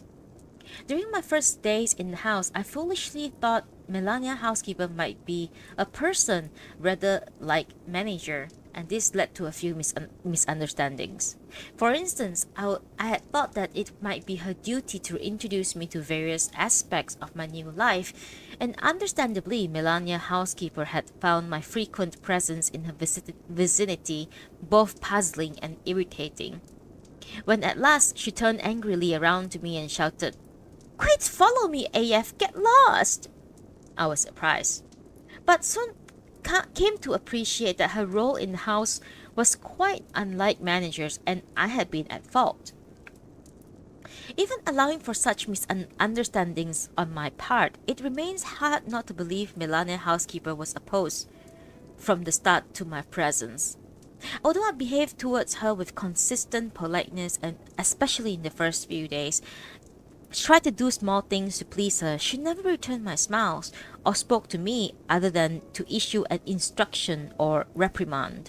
Today, as I gather together these memories, it seems obvious that her hostility had to do with her larger fears concerning what might be happening around Josie.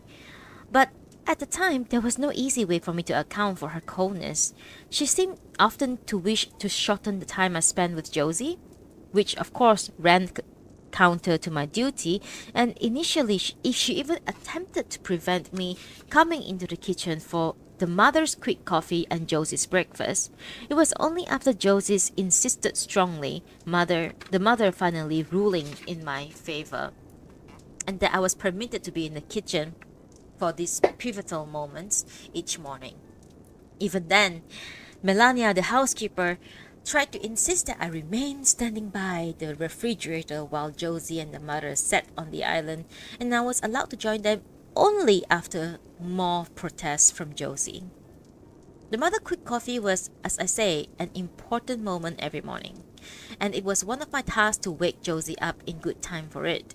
Often, despite my repeated efforts, Josie wouldn't rise until the very last moment and would then start shouting from inside her ensuite bathroom, "Hurry up, Klara, we'll be late!" Even though I was already outside on the landing waiting anxiously. We would find the mother sitting at the island staring at her oblong as she drank her coffee, Melania housekeeper hovering nearby ready to refill her coffee cup. There was often not much time for Josie and the mother to converse, but I soon learned how important it was, nonetheless, for Josie to be able to sit with her mother during the quick coffee. Once, when her illness had disturbed much of her night, I allowed Josie to fall back asleep after I had awoken her, thinking it's best she rest a little more. When she woke up, she shouted angry words at me, and for all her being weak, hurried to get downstairs in time. But as she was emerging from her ensuite, we heard her mother's car down on the loose stones below, and we hurried to the front window in time to see her car moving away towards the hill. Josie didn't shout at me again, but once we were down in the kitchen, she didn't smile while she ate her breakfast. I understood then that if she failed to join mother for the quick coffee, there was the danger of loneliness creeping into her day, no matter what other events filled it. Occasionally, there were mornings when the mother didn't have to hurry, when though she was in her high-rank clothes and her back was against the refrigerator, she would drink her coffee slowly, even getting off high stool and walking around the cup and saucer in her hand. Sometimes she would stand before the large windows and the sun's morning pattern over her and say something like, "You know, Josie, I get the impression you have given up on your color pencils. I love those black and whites you're doing, but I do miss the color pictures."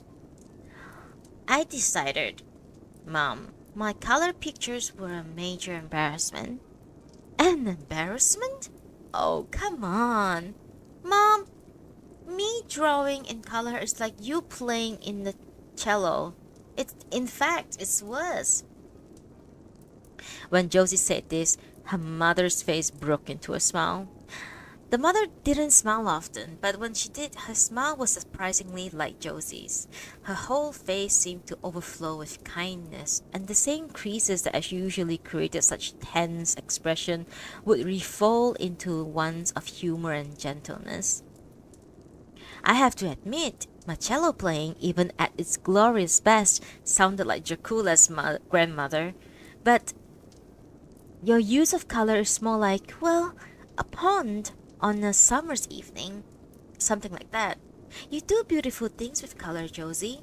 There's no one else even thought about. Things no one else even thought about. Mom, people's children's pictures always look that way to them. Something to do with evolutionary process. You know what? I think this has to do with when you took that very good flyer you made into the meeting last time. The meeting before the last, and that Richard's girl said something a little ironic. And I've told you before I know, but here it is again. That young lady was jealous of your talent. That's why she said what she did. Okay, Mom. If you really mean that, Mom, I might even go back to color. And maybe in return, you could take up your cello again. Oh no, that's all behind me now, unless someone's desperate for a soundtrack for their homemade zombie picture. But then, there were other mornings when the mother would remain unsmiling and tense, even if the quick coffee didn't have to be hurried. If Josie was talking to her oblong tutors, doing her best to be humorous about them, the mother would listen with such serious expression and interrupt to say, "We could switch. If you don't like that guy, we can always switch." No, Mom, please. I'm just talking, okay? In fact, this guy's so much better than the last one. He's funny, too. That's good. The mother would nod, her face still serious. That way, you're always willing to give people a decent chance. That's a good trait.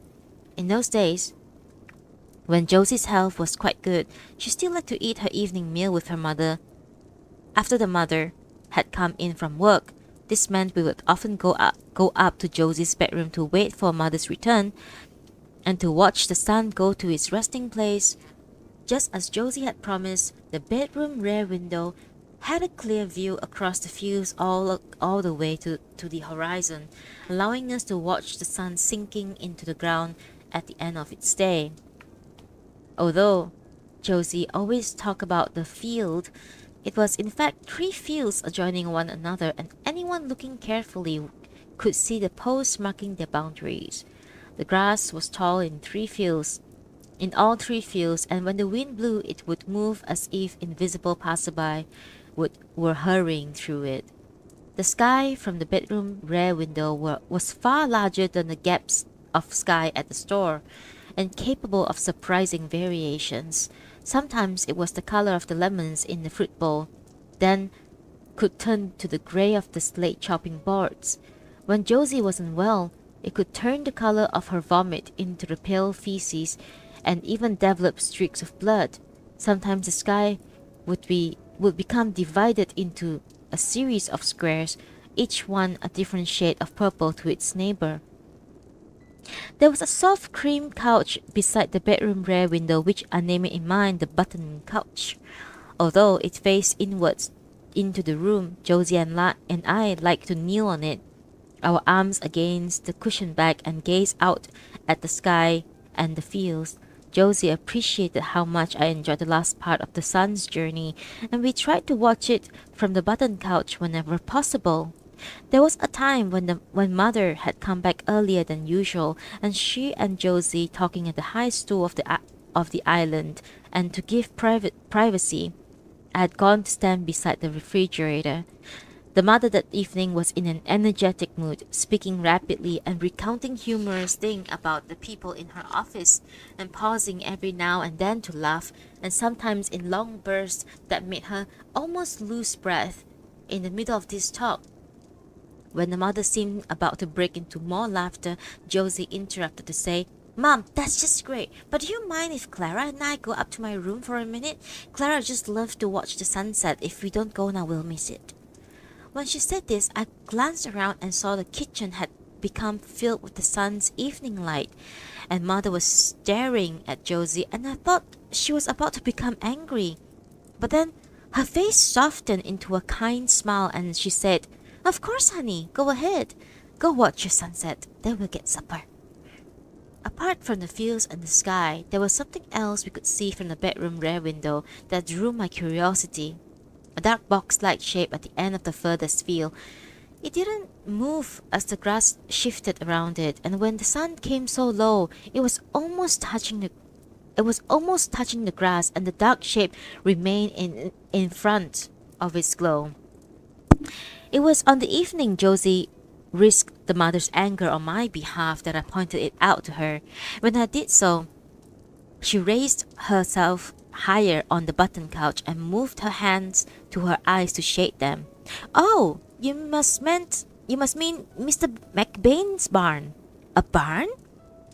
It's maybe not really a barn, but it's open on two sides. More a shelter, I guess. Mr. McBain keeps stuff in there. I went there once with Rick.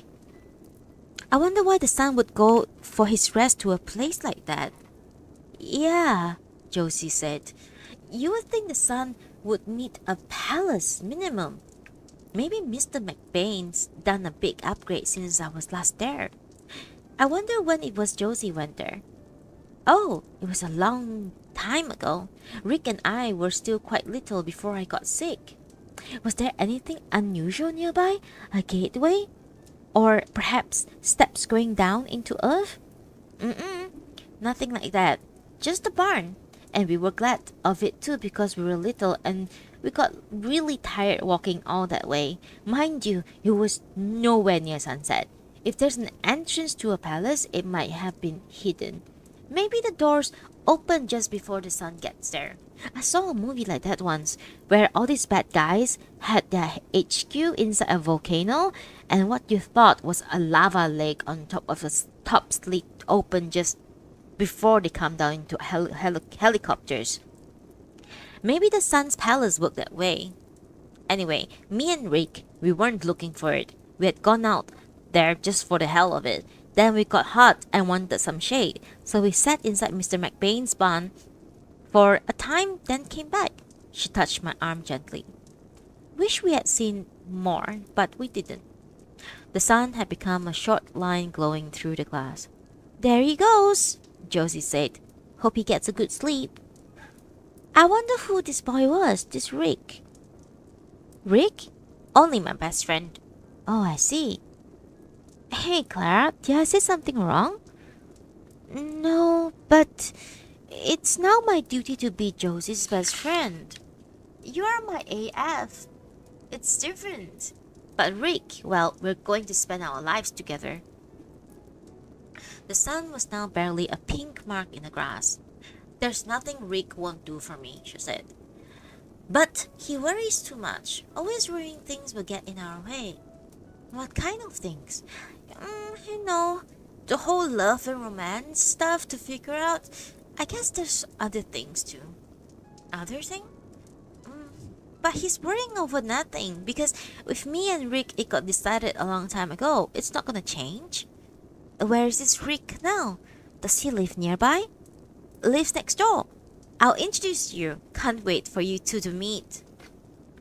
I met Rick the following week. On the first day I saw Josie's house from the outside.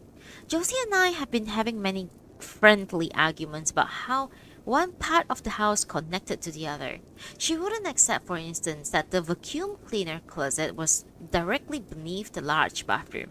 Then, one morning, after another such friendly argument, Josie said, Klara, you're driving me crazy with this. As soon as I'm done with Professor Helm, I'm taking you outside. We are going to check all this out from the out there. I became excited at this prospect, but first, Josie had her tutorial, and I watched her spread her papers across over the surface of the island and turn on her oblong. To give privacy, I sat with an empty high stool separating us. I could soon tell lesson wasn't going smoothly. The tutor's voice escaping from Josie's headset seemed frequently to reprimand her, and she kept scribbling meaninglessly on her worksheets, sometimes pushing them dangerously close to the sink. At one point, I noticed that she became very distracted by something outside by the large window and was no longer listening to her professor.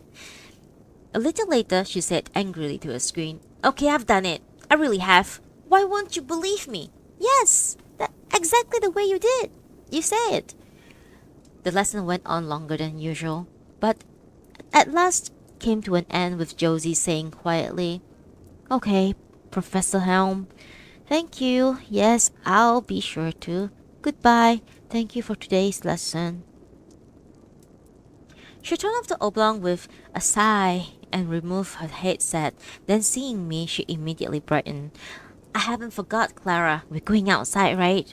Just let me get my sanity back. That Professor Helm, oh my god, wow. Am I glad I don't have to look at him anymore. Leaves are somewhere hot, you can tell." I could see him perspiring. She got off high stool and stretched out her arms. "Mom says we have to let Melania know anytime we go outside. Will you go and tell her while I put on a coat?" I could see Josie was also feeling excitement through, though in her case, I guess it had to do with whatever she had seen through the large window during her lesson. In any case, I went to the open plan to find Melania housekeeper. The open plan was the largest room in the house. It had 2 sofas, several soft rectangles on which residents could sit, also cushions, lamps, plants, and corner desk. When I opened the sliding doors that day, its furniture was a series of interlocking grids, the figure of Melania, housekeeper, almost indistinguishable amidst the complex pattern. When I was able to spot her sitting upright at the edge of the soft rectangle, busily doing something on her oblong, she looked up at me with unfriendly eyes. But when I told her Josie wanted to go outside, she tossed aside her oblong and marched out past me. I found Josie in the hall, putting on her brown padded jacket, a favorite of hers. She sometimes also wore indoors when she was less well. "Hey Klara, I can't believe you have been in this house all this time and never been out." "No, I've never been outside." Josie looked at me for a second and said, "You mean you've never been outside? Not just outside here, but outside anywhere?" "That's correct. I was in the store. Then I came here." "Wow. This is going to be so great for you. There's nothing to be afraid, right? No wild animals or anything. So come on, let's go." As Melania, housekeeper, opened the front door, I felt new air and the sun's nourishment entering the hall. Josie smiled at me with her face full of kindness, but then Melania, housekeeper, came between us, and before I was fully aware, had taken Josie's arm, tucking it under her own. Josie too was surprised by this but didn't protest.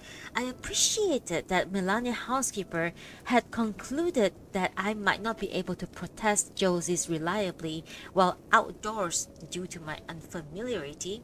So the two of them went out together and I followed. We walked onto the loose stones area, which I suppose had been kept deliberately rough for the car. The wind was mild and pleasant, and I wondered how it was that the tall trees up on the hills were even then bending and waving under its push. But I soon had to concentrate on my feet, because the loose stones area contained many dips, perhaps created by the car's wheels.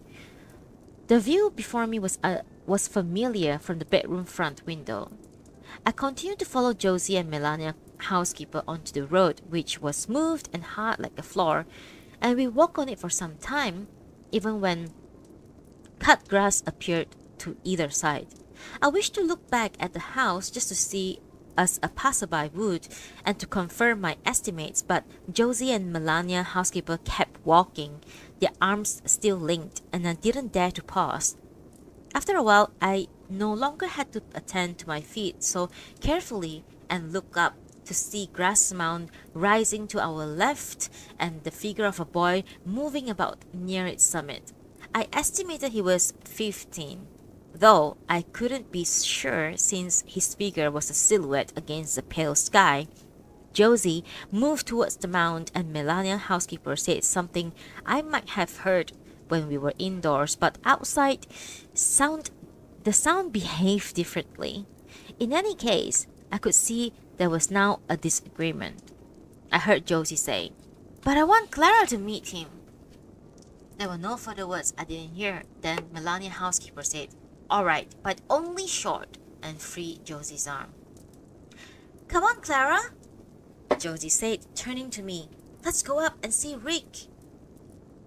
As we climbed up the side of the green mound, Josie's breath became short and she clung tightly to me.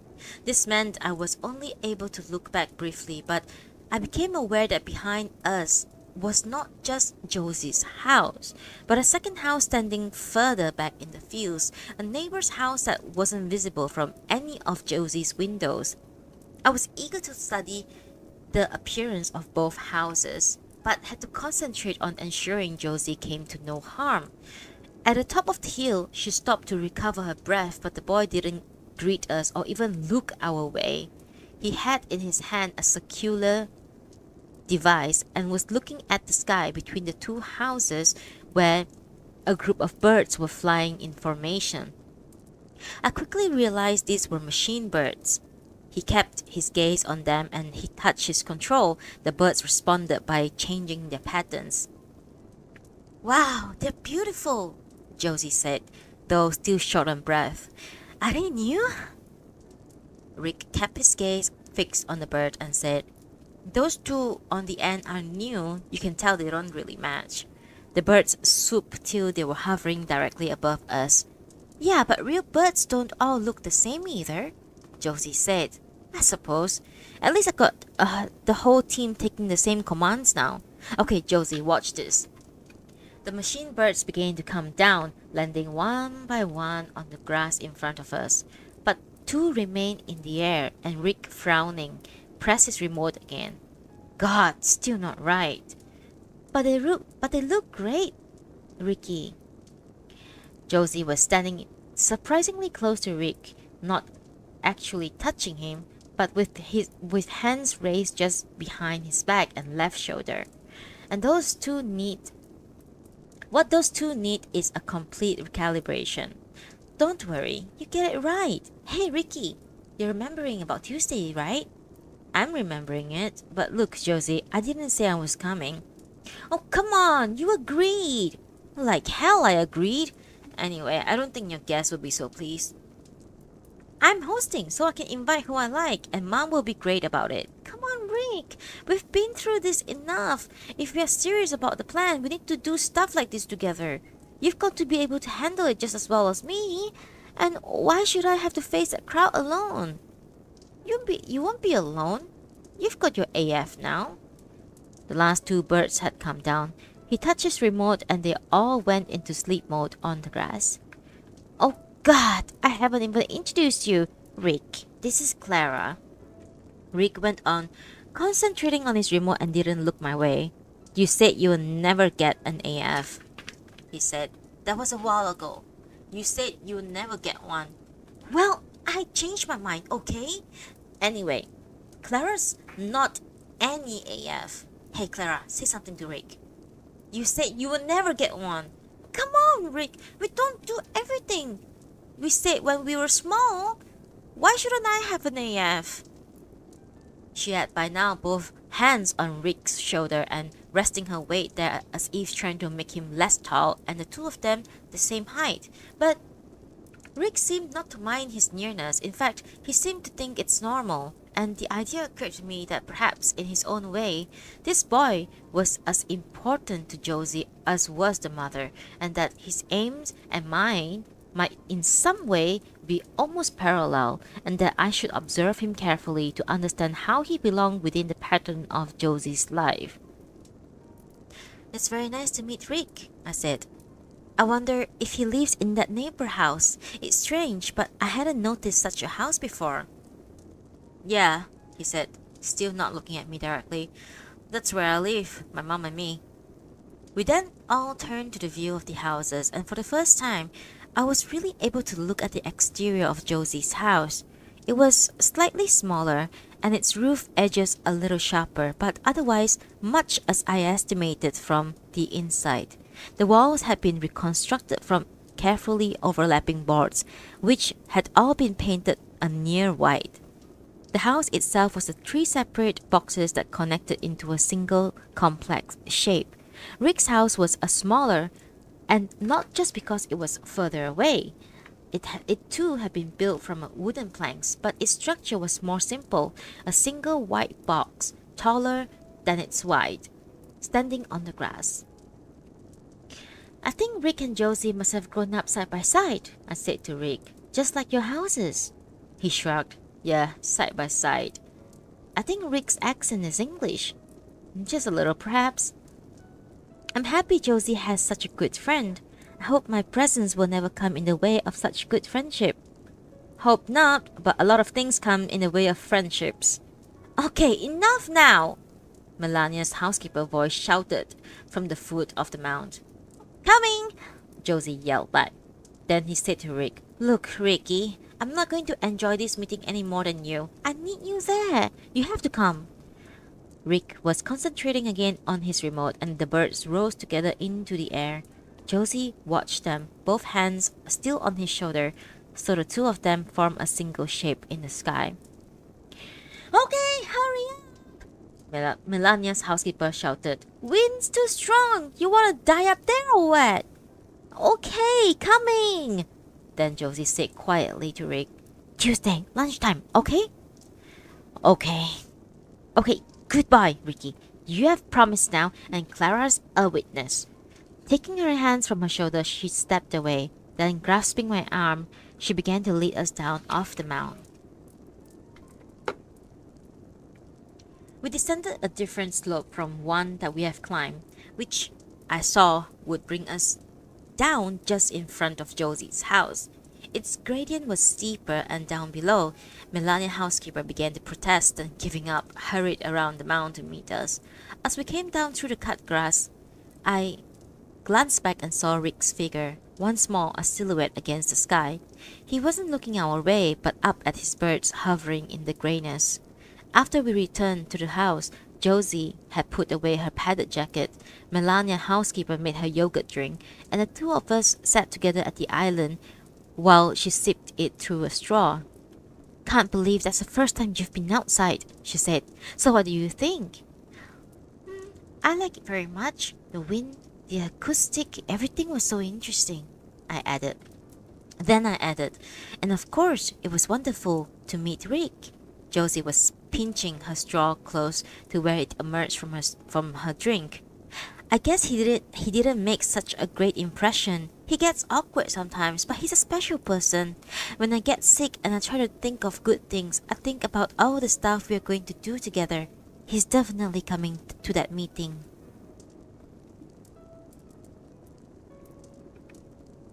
That evening, as they often did during the supper, they turned down all the lights except for those falling directly on the island itself. I was present, as Josie liked me to be, but wishing to give privacy, stood in the shadows, my face turned to the refrigerator. For several minutes, I listened to Josie and the mother making light-hearted remarks as they ate.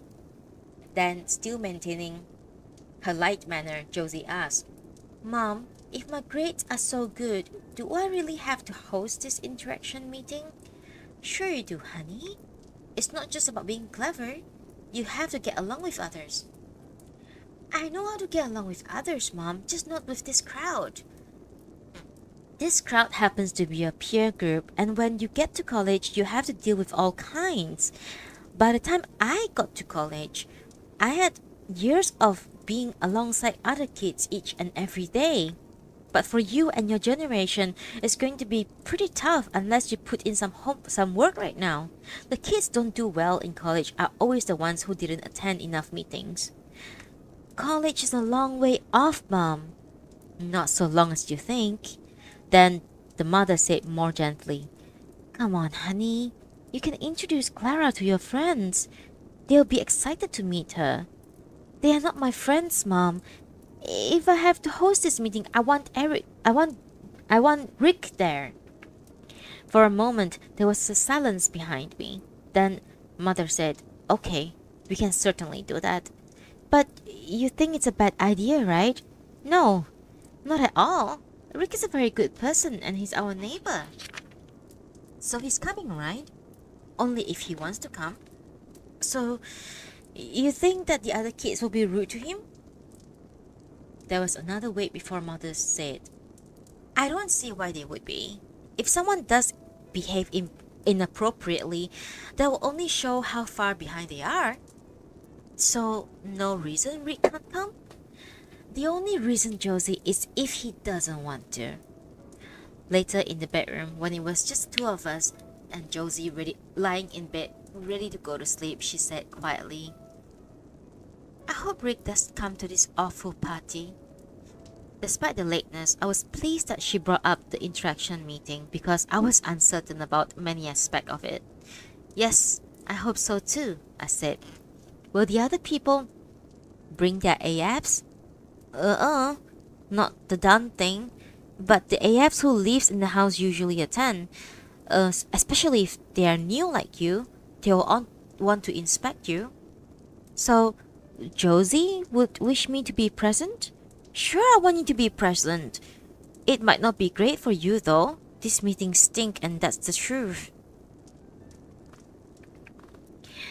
On the morning of the interaction meeting, Josie was filled by anxiety. She returned to the bedroom after breakfast to try on different clothing. And even when we could hear her guests arriving and Melania, housekeeper, had called up a third time, she continued brushing her hair. Finally, with many voices audible downstairs, I said to her, "Perhaps it's time for us to join Josie's guests." Only then did she drop the hairbrush onto the dressing table and rise to her feet. "You're right. Time to face the music." Coming down the staircase, I saw the hall was filled with strangers talking in humorous voices. These were the accompanying adults, all of them female. Younger voices were coming from the open plan, but the sliding doors had been pulled together, so Josie's guests weren't visible to us yet. Josie, on the stairs in front of me, stopped with 4 steps to go. She might even have turned back if one of the adults hadn't called out, "Hi, Josie! How are you doing?" Josie raised a hand and then the mother, moving through the adults in the hall, gestured to the open plan. "Go on in," she said. She called. "Your friends are waiting for you." I thought the mother was about to say something further to reinforce this, but the other adults had gathered around her, talking and smiling, and she was obliged to turn away from us. Josie did seem to find a new courage then, and when she went down the remaining steps into the crowd, I followed, expecting her to go towards the open plan, but instead she went through the adults towards the front door, which was open and bringing in fresh air. Josie kept moving as though she had a clear purpose. A passerby might have thought she was engaged on some important errand on behalf of her guests. In any case, no one impeded her, and as I followed, I heard many voices around me. Someone was saying, "Professor Kwan may be wonderful at teaching our children mathematics, physics. That doesn't give him the right to be uncivil to us." And another voice said, "Europe. The best housekeepers still come from Europe." More voices greeted Josie as she passed, and then we were at the front door, touched by the outside air. Josie looked out, her foot on the threshold, and shouted into the outdoors, "Come on! What are you doing?" Then she grabbed the door frame and leaned out at an angle. "Hurry up! Everyone's already here!" Rick appeared in the doorway, and Josie, taking his arm, drew him into the hall. He was dressed as he had been on the grass mound, in normal jeans and sweater, but the adults seemed immediately to notice him. Their voices didn't actually stop, but the volume fell. Then the mother came through the crowd. "Rick, hello, welcome, come on in." She placed a hand behind him, ushering him towards the guest adult. Everyone, this is Rick, our good friend and neighbor. Some of you already known him. How are you, Rick? A woman nearby said. Great that you could make it. Then the adults began to greet Rick all at once, calling out kinds of things. But I noticed a strange caution in their voices. The mother speaking above them asked, So Rick, is your mother keeping well? It's been a while since she came over. She's fine, thank you, Mrs. Arthur. As Rick spoke, the room fell quiet. A tall woman behind me asked, Did I hear you live nearby, Rick? Rick's gaze moved across the faces to locate the speakers. Yes, ma'am. In fact, our house is only ours is the only house you can see if you step outside. Then he did a small laugh and added, aside from this one, I mean.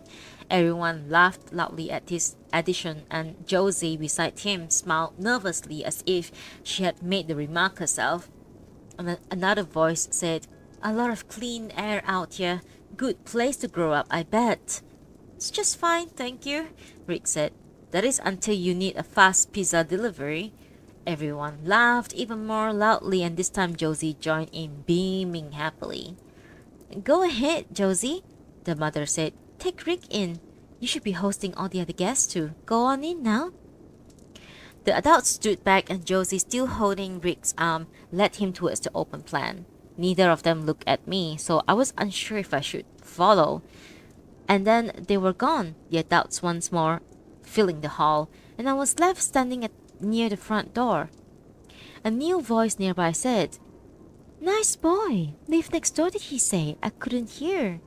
Rick's a neighbor, yes, the mother said. He's been friends with Josie forever. That's wonderful. Then a large woman whose shape resembled a food blending machine. Seemed so bright too. Such a shame a boy like that should have missed out. I wouldn't have even known, another voice said. He presents himself so well. Is that a British accent he has? What's important, the food blending woman said, is that this next generation learn how to be comfortable with every sort of person. That's what Peter always says. Then, as other voices murmured in agreement, she asked Mother, Did his folk just decided not to go ahead? Lose their nerve? The mother's kind smile vanished, and everyone who had heard seemed to stop talking. The food blending woman herself froze in horror. Then she reached out a hand towards the mother. Oh, Chrissy, what did I say? I didn't mean. It's okay, the mother said. Please forget it. Oh, Chrissy, I'm sorry. I'm so stupid sometimes. I only meant. It's our worst fear, a firmer voice nearby said. Every one of us. Here. It's okay, the mother said. Let's leave it. Chrissy, the food blending woman said. I only meant a nice boy like that. Some of us were lucky and some of us weren't. A black-skinned woman, saying this, stepped forward and touched Mother's shoulder kindly.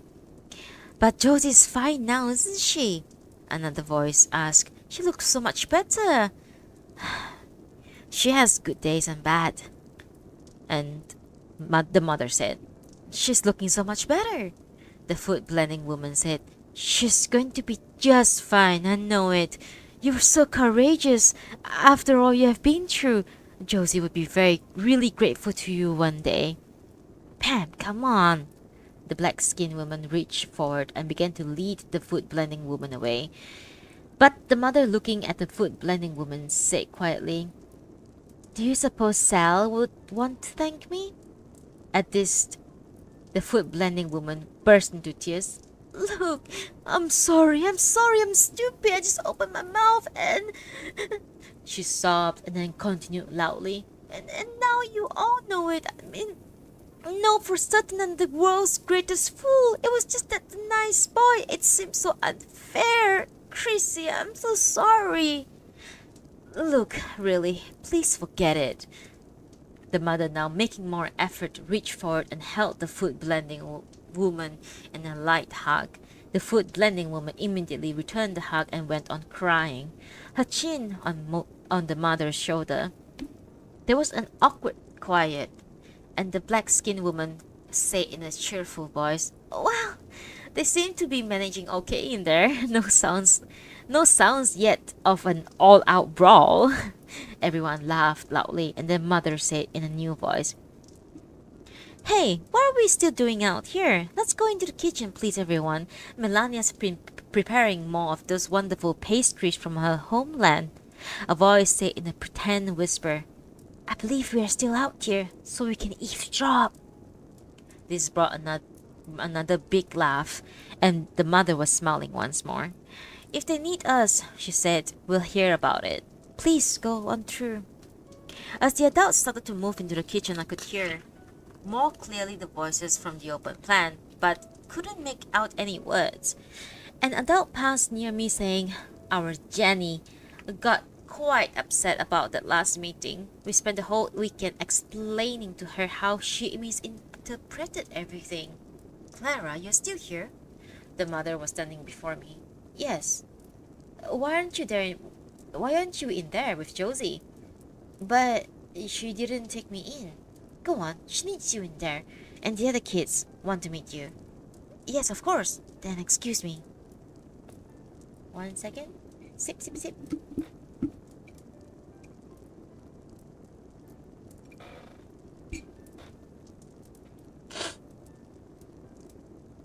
The son, noticing there were so many children in the one place, was pouring in his nourishment through the wide window of the open plan. Its network of sofas, soft rectangles, low tables, plant pots, photograph books, and had taken me a long time to master, yet now it had been so transformed that it might have been a new room. There were young people everywhere, and their bags, jackets, oblongs were all over the floor and surfaces. There was more. The room's What was more, the room's space had become divided into 24 boxes arranged in 2 tiers, all the way to the rear wall. Because of this partitioning, it was hard to gain an overall view of what was before me, but I gradually made sense of things. Josie was near the middle of the room talking with 3 guest girls. Their heads were almost touching, and because of how they were standing, the upper parts of their faces, including all their eyes, had been placed in a box on the higher tier, while all their mouth and chin had been squeezed into a lower box. The majority of the children were on their feet, some moving between the boxes.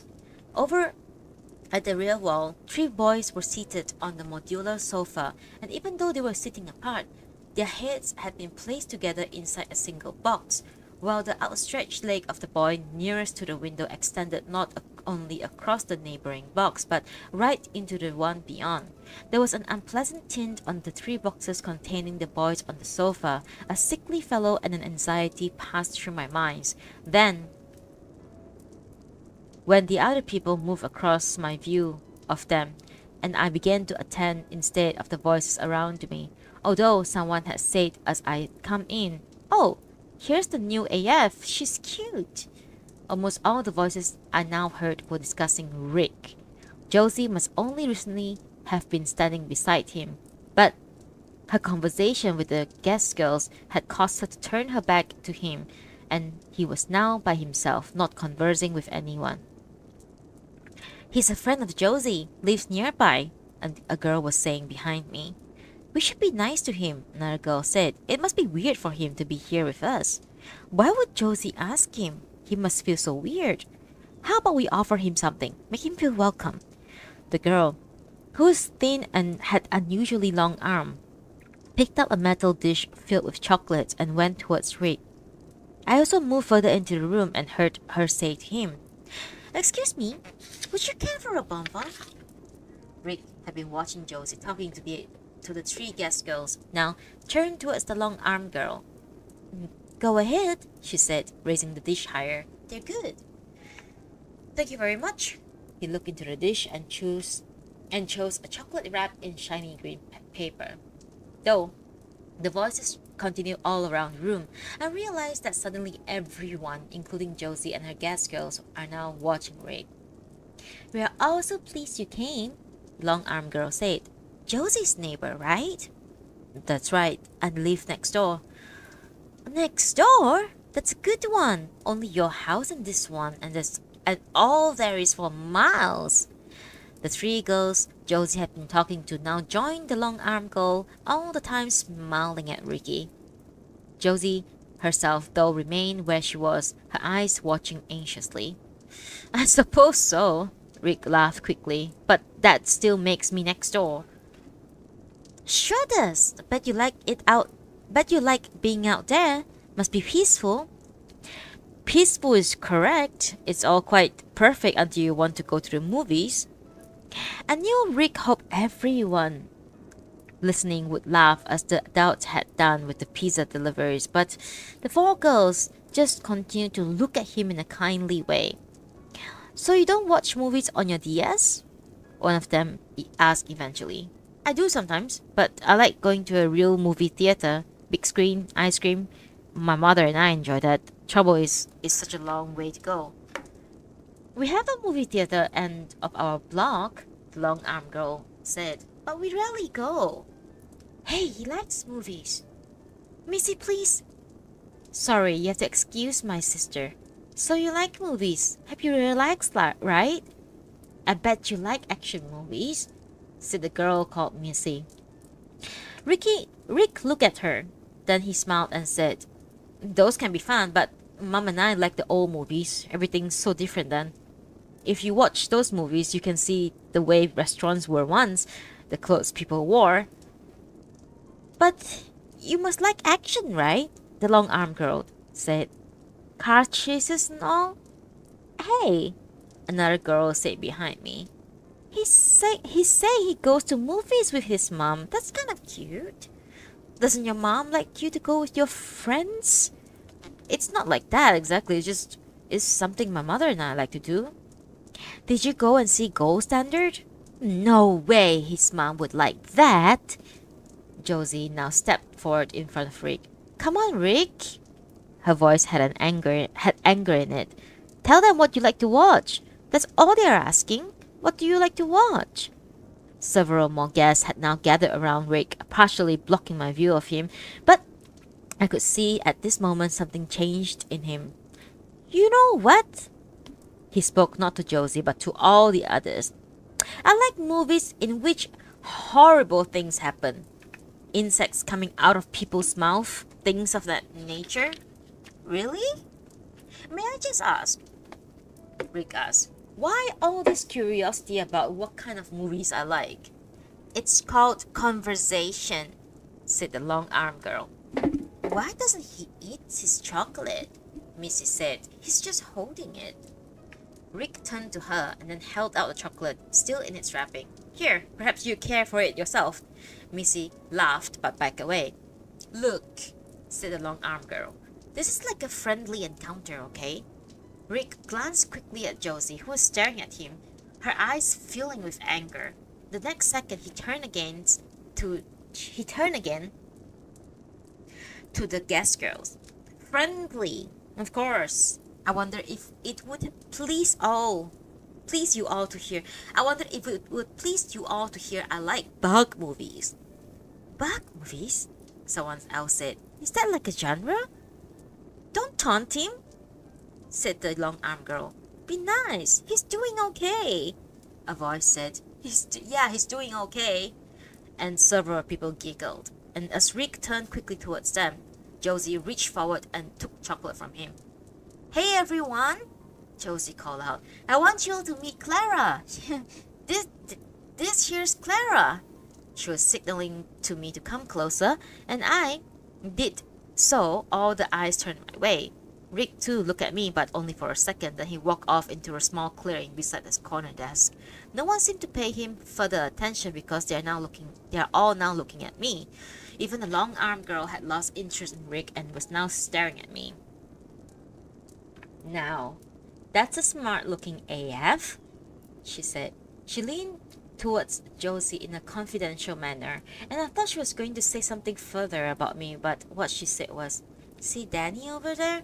First thing he comes in, he announced that he got detained by the police. No greeting, nothing.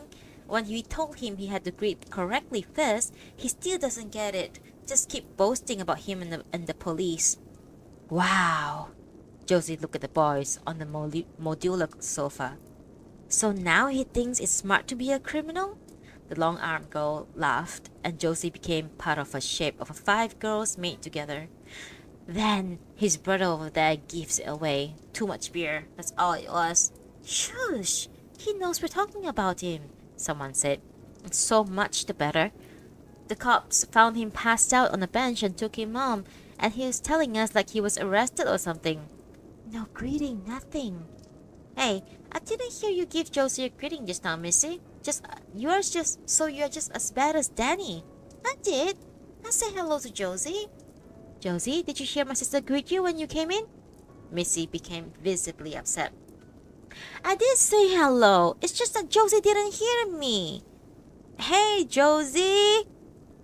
The boy named Danny, the one on the sofa with his legs extended over the cushions, was calling from the rear of the room. "Hey, Josie! Is that your new AF? Tell her to come over here." "Go on, Klara," Josie said. "Go say hello to those boys." I didn't move at once, partly because I'd been so surprised by Josie's voice. It was like the one she sometimes used when she was talking to Melania housekeeper, but not the any voice that she has used before to me. "What's up with her?" Danny got up from the sofa. "Doesn't she take commands?" Josie was giving me a stern look, so I began to make my way towards the boys on the sofa. But Danny, who was taller than anyone else in the room, came swiftly through the other guests, and before I was even halfway to the sofa, grabs me by both elbows so I could no longer move freely. He looked me up and down and then said, "So, settling in?" "Yes, thank you." One of the other boys from the sofa at the rear shouted, "Hey, she speaks! Rejoice!" "Shut up, scrub!" Danny shouted back. Then he asked me, "So, what do they call you again?"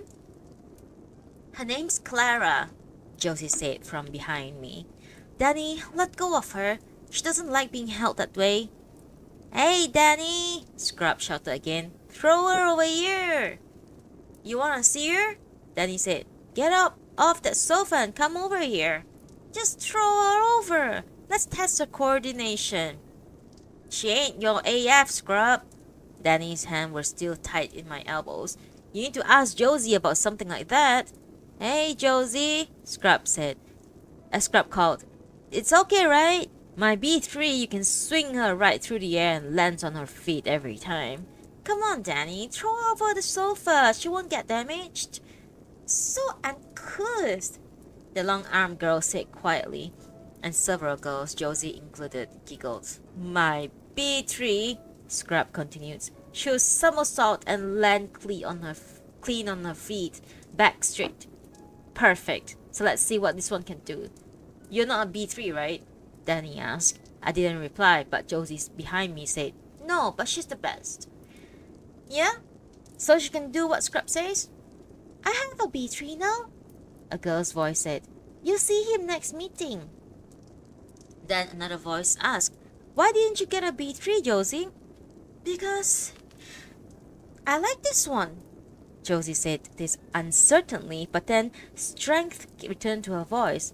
"There's nothing any B3 can do Klara can't." Then there was movement behind me, and then the long-armed girl was standing beside Danny. He seemed to feel both excitement and fear to be near her, and let go of my elbows. But now the long-armed girl gripped my left wrist, though not nearly as roughly as Danny had been holding me. "Hello, Klara," she said, and looked me over carefully again. Now, let's see, Klara. Will you please sing for me the harmonic minor scale?" I wasn't sure how Josie wished me to respond, so I waited for her to speak, but she remained silent. "Oh, you don't sing? Come on!" the boy called Scrub called out. "Throw her over here. If she can't coordinate, I'll just catch her." Not saying much. The long-armed girl came closer and stared at my eyes. Maybe she's Maybe she's low on solar. There's nothing wrong with her. Josie said this so quietly, it was possible I was the only one who could hear it. Klara, the long-armed girl said, give me a greeting. I remained silent, waiting for Josie to speak again. No? Nothing? Hey, Josie, a voice said behind me. You could have got a B3, right? So why didn't you? Josie laughed and said, now I'm starting to think that I should have. This brought other laughs. Then a new voice said, B3s are so amazing. Come on, Klara, the long-armed girl said. A little greeting, at least. I had by now fixed a pleasant expression on my face and was gazing past her, much as manager had trained us to do in store in such a situation. An who refuses to greet Josie. Will you tell Klara to say something to us? Throw her over here. That'll bring her to life. Klara's got a great memory, Josie said behind me. As good as any AF anywhere. Oh, really? And not just her memory, she notices things no one else does and stores them away? Okay. The long-armed girl kept holding my wrist. Okay, Klara, here's what to do. But without turning to look, tell me what my sister's wearing. I continued to stare beyond the long-armed girl at the bricks on the wall. Seems to have frozen, but she's cute, I'll give you that. Ask her again, Josie. Josie said. Go on, Marsha. Ask again. Okay. Now, Klara, I know you can do it. Tell me what Missy's wearing. I'm sorry, I said, still looking past her. You're sorry? Then the long-armed girl said to the room, What's that mean? And people laughed. Then she glared at me and asked, What do you mean, Klara? What do you mean you're sorry? I'm sorry I am unable to help. She's not going to help. The long-armed girl looked softened and at last released my wrist. Okay, Klara, you can turn and take a look what Missy's wearing. Though it might look impolite, I didn't turn, because if I did so, I would not only see Missy. I knew, of course, what she was wearing, down to her purple wristband and tiny bear pendant, but also Josie. And then we would have to exchange looks with each other. I give up, the long-armed girl said. Okay, Danny said. Then we'll do Scrub's test, just to please him. Phil, come here, help me swing her. Scrub, stay where you are, ready to catch. This is okay with you, Josie?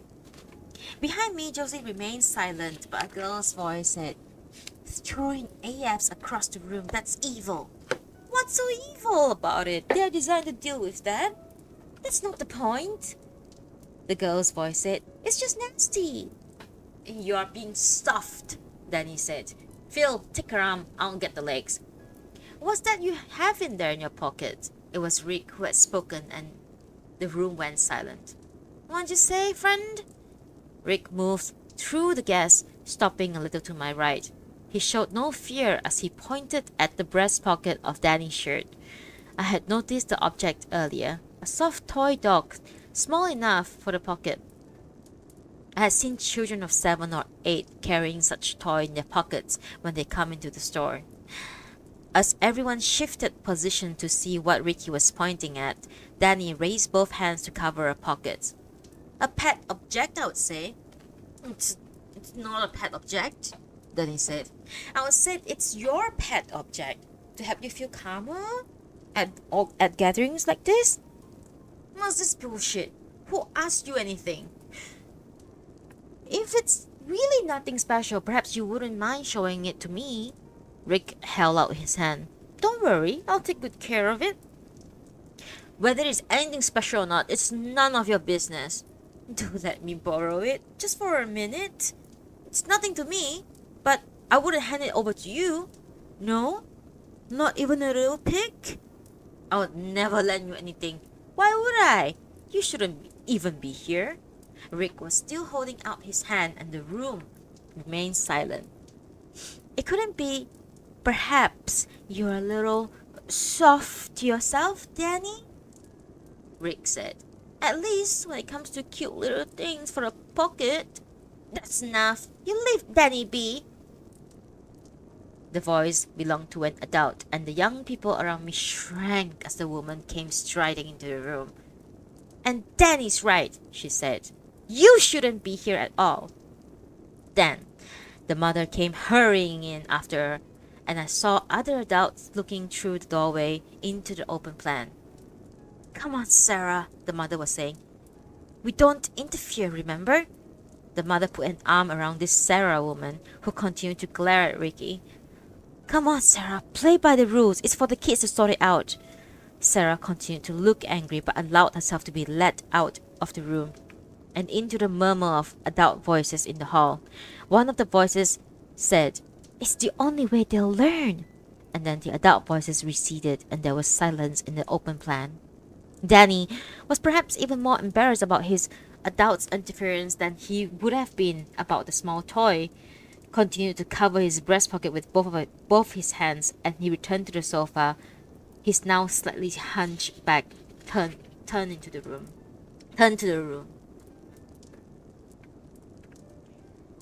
Okay, the long-armed girl said brightly. How about we go outside for a walk? It's turned nice out there. Look! A chorus of voices shouted approval. I heard Josie among them. Great idea, let's do it! The children filed out, led by Josie and the long-armed girl. Danny and Scrub left with them, and then there was Rick and myself in the open plan. Rick looked around the discarded... Sorry, 1 second. Rick looked around the discarded jackets, display seat cushions, plates, soda cans, potato snack bags, magazines, but he didn't look towards me. I wondered if any adults... I wonder if any adults would have come in to tidy now that the children had left, but none of them came, and the blur of voices continued from the kitchen. You challenged that boy, I think, for my benefit, I said eventually. Thank you. Rick shrugged. He was getting seriously annoying. In fact, they all were. Then he added, still not looking my way. I suppose it wasn't enjoyable for you either. It became uncomfortable for me, and I was grateful for Rick's rescue. But it has also been very interesting. Interesting?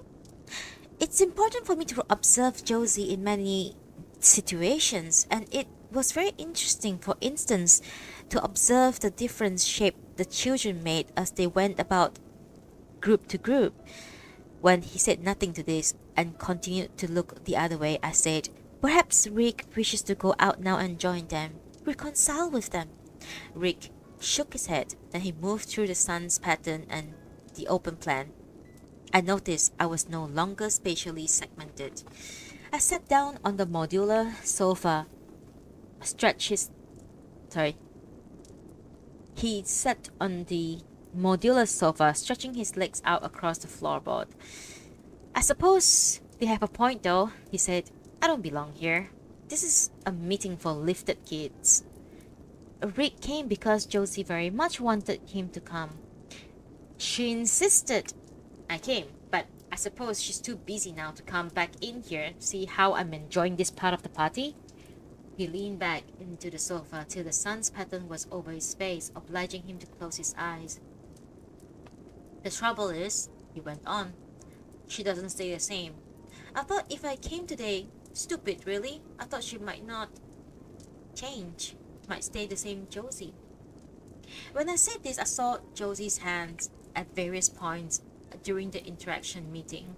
Welcome hands, offering hands, tension hands, and her face and her voice when somebody asked why she hadn't chosen a B3, and she had laughed and said, now I'm starting to think I should have. And manager's voice came to my mind, her warning about children who made promises at the window, yet never returned, or worse still, returned and chose another AF altogether. I thought about the boy AF I had seen through the gap between the slow taxi, walking despondently along the RPO building, 3 paces behind his teenager, and I wondered if Josie and I would ever walk in such a way. Perhaps you can see now, Rick said, opening his eyes despite the sun's pattern. See how I need to save Josie from this lot. I can see Rick is afraid Josie might become like the others, but even though she had behaved strangely just now, I believe that Josie is kind underneath, and those other children, they have rough ways, but they may not be so unkind. They fear loneliness, and that's why they behave as they do. Perhaps Josie too. If Josie hangs out with them too much more, she soon won't be Josie at all. Somewhere she knows that herself, and that's why she keeps on about our plan. For ages she had forgotten about it, but now she talks about it all the time. I heard Josie mention this plan the other day. Is it a plan about Rick and Josie sharing a future together? He looked past me out the open plan's window, and I thought his hostility towards me had returned. But then he said, it's just something we started when we were young, before we realized how it would be, how all these things could get in our way. Even so, Josie still believes in it. And Rick still believes in the plan too? He now looked directly at me. Like I say, without the plan, she's going to end up becoming one of them. I'd better go. I had better go. He rose suddenly. Before those kids come back, or that crazy mother. I hope we can talk soon about these matters, because I believe in many ways Rick and I have similar goals. Look, the other day, when I said not wanting Josie to have an AF, it wasn't something personal. It felt like something else that would get in our way. I hope not. In fact, now I understand more. I would like to do my best to help Rick and Josie's plan. Perhaps remove the obstacles that you talk about. I better go. Check my mom's alright. Of course. He walked past me out to the open plan. I took a few steps forward so I could watch him go out through the front door and into the sun's brightness. Stretch. And sip of orange juice.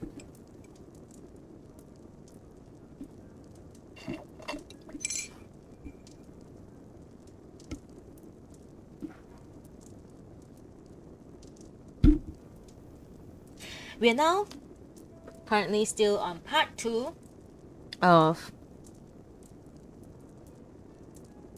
part 2 of Kazuo Ishiguro's Klara and the Sun part 2. Okay? Page 95. As I said to Rick that day, the interactions meeting had become a source of valuable new observations. I had, for one thing, learned about Josie's ability to change, as Rick had put it, and I watched carefully for signs of her doing so again. I wondered, too, how much she really did wish that she had chosen a B3. Her remark had most likely been intended as a humorous one to keep back the threat of disharmony during the meeting. Even so, it was true, B3s had capabilities beyond my own, and I had to consider the possibility that Josie might sometimes entertain such ideas in her mind. In the days following the meeting, I worried also about how Josie might view my failure to respond to the long-armed girl's question. In the situation that had developed and in the absence of clear signals from Josie, I had taken the course that I had considered to be for the best. But it now occurred to me, Josie might, for a period of reflection, become angry with me. For all the reasons, I feared the interaction meeting might place shadows over our friendship. But as the days went by, Josie remained as cheerful and kind to me as she had ever been. I waited for her to bring up the events of the meetings, but she never did so. As I say, these were helpful lessons for me. Not only had I learned that changes were a part of Josie, and that I should be ready to accommodate them. I had begun to understand also that this wasn't a trait peculiar just to Josie, that people often felt the need to prepare a side of themselves to display to passerby, as they might a store window, and that such display need not be taken so seriously once the moment had passed. I was happy that nothing changed between us on account of the meeting. However, not long afterwards, something else came along which did have for a time make our friendship less warm. This was the trip to Morgan's Falls, and it came to trouble me because I couldn't for a long time see how it had created coldness between us, or how I might have avoided such a thing happening. Early one morning, 3 weeks after the interaction meeting, I looked over to Josie and I could tell from her posture and her breathing that she wasn't sleeping in her usual way. I used the alarm button and the mother came immediately. She phoned Dr. Ryan and then I heard Melania housekeeper calling him again a little later to ask him to hurry. When he did come and he checked Josie over carefully, then said there was nothing to worry about, the mother was relieved, and once the doctor left, her manner became brisk. She sat on the edge of Josie's bed and said to her, "You have to quit that energy drink. I always say it was bad for you." Josie said, not lifting her head from her pillow. "I knew there was nothing wrong with me. I got really tired, is all. You didn't have to worry about me. And now you're going to be late for work." "Worrying about you, Josie. That's my work." Then she added, "Clara's work too. She did well to raise the alarm. I just need to sleep a little bit more. Then I promise I'll be fine, Mom." "Listen, honey." The mother leaned right over till she was talking to Josie's ear. "Listen, you need to get well for me. Do you hear?" "Hear you, Mom." "Good. I wasn't sure you are listening." "Listening, Mom. I'm just keeping my eyes shut, that's all." "Okay, here's the deal. Get better by the weekend and we'll go to Morgan's Falls. You still love that place, right?" "Yes, Mom. I still love it." "Good. Then that's the deal. Sunday, Morgan's Falls. So long as you get well." Then there was a long silence. Then I heard Josie say, as though into her pillow, "Mom, if I get well, can we take Klara with us? Show her the Morgan's Falls? She's only been outside once, and that was just around here." "Of course Klara can come, but you have to get well, or none of this works. You understand, Josie?" "I understand, Mom. I have to sleep more now." She woke up just before lunch, and I was going to tell Melania housekeeper as I had been instructed to, but Josie said tiredly, "Klara, have you been here the whole time I've been sleeping?" "Of course." "Did you hear what Mom's saying about us going to Morgan's Falls?" "Yes, and I'm very much hoping we'll be able to go, but your mother said that we would only go if you are well enough." "I'll be okay. If I wanted, I could go this afternoon. Just tired, that's all." "What's this Morgan's Falls, Josie?" "Beautiful is what it is. You'll think it's amazing. I'll show you pictures later." Josie remained tired for the rest of the day, but in the late afternoon, once I raised the bedroom blinds, so let the sun's pattern fall over her, she became noticeably stronger. Melania housekeeper came up to see her then, and said Josie could get dressed so long as she promised to spend the rest of the day quietly. That was how we came to be still in this bedroom as the evening approached. When Josie produced a cardboard box from under her bed, "I'll show you," she said. She tipped the box out. Many prints, photos varying dimensions, tumbled out onto the rug, some face up, others down. I understood that these were favorite images from Josie's past, kept near her bed so she could cheer herself up, viewing them whenever she wanted. Many of these images were now overlapping, but I could see they were mostly of Josie when younger. Some photos show her with mother, some with Melania housekeeper, others with people I didn't know. Josie continued, spreading them across the rug, then picked one up and smiled. Morgan's Falls, she said. This is where we are going on Sunday. What do you think? She gave me the photo. I was now kneeling beside her, and I saw a younger Josie sitting outdoor at a table made from rough wooden planks. Even the seating were planks, and sitting beside her was the mother, less thin and with her hair cut shorter than now. I was interested to see a third figure at the table, a girl who I estimated as 11 years old, wearing a short jacket made of light cotton. Because the stranger girl was sitting with her back to the photographer, I couldn't see her face. The sun's pattern was visible all over them, falling across the tabletop. Behind Josie and the mother was a blurred black and white pattern. I inspected this carefully, then said, This is the waterfall. This is a waterfall. Yep. Have you seen a waterfall, Klara? Yes, I saw one in a magazine at the store. And look, you're eating right in front of the waterfall. You can do that at Morgan's Falls. Have lunch while the sprays cover you. You're eating food and realize your shirt is soaked at the back. That can't be good for you, Josie. It's okay when it's warm, but you're right. On a chilly day, you have to sit further away. There's plenty of sitting though, because people don't know about Morgan's Falls so much. She reached out a hand and I returned the photo to her.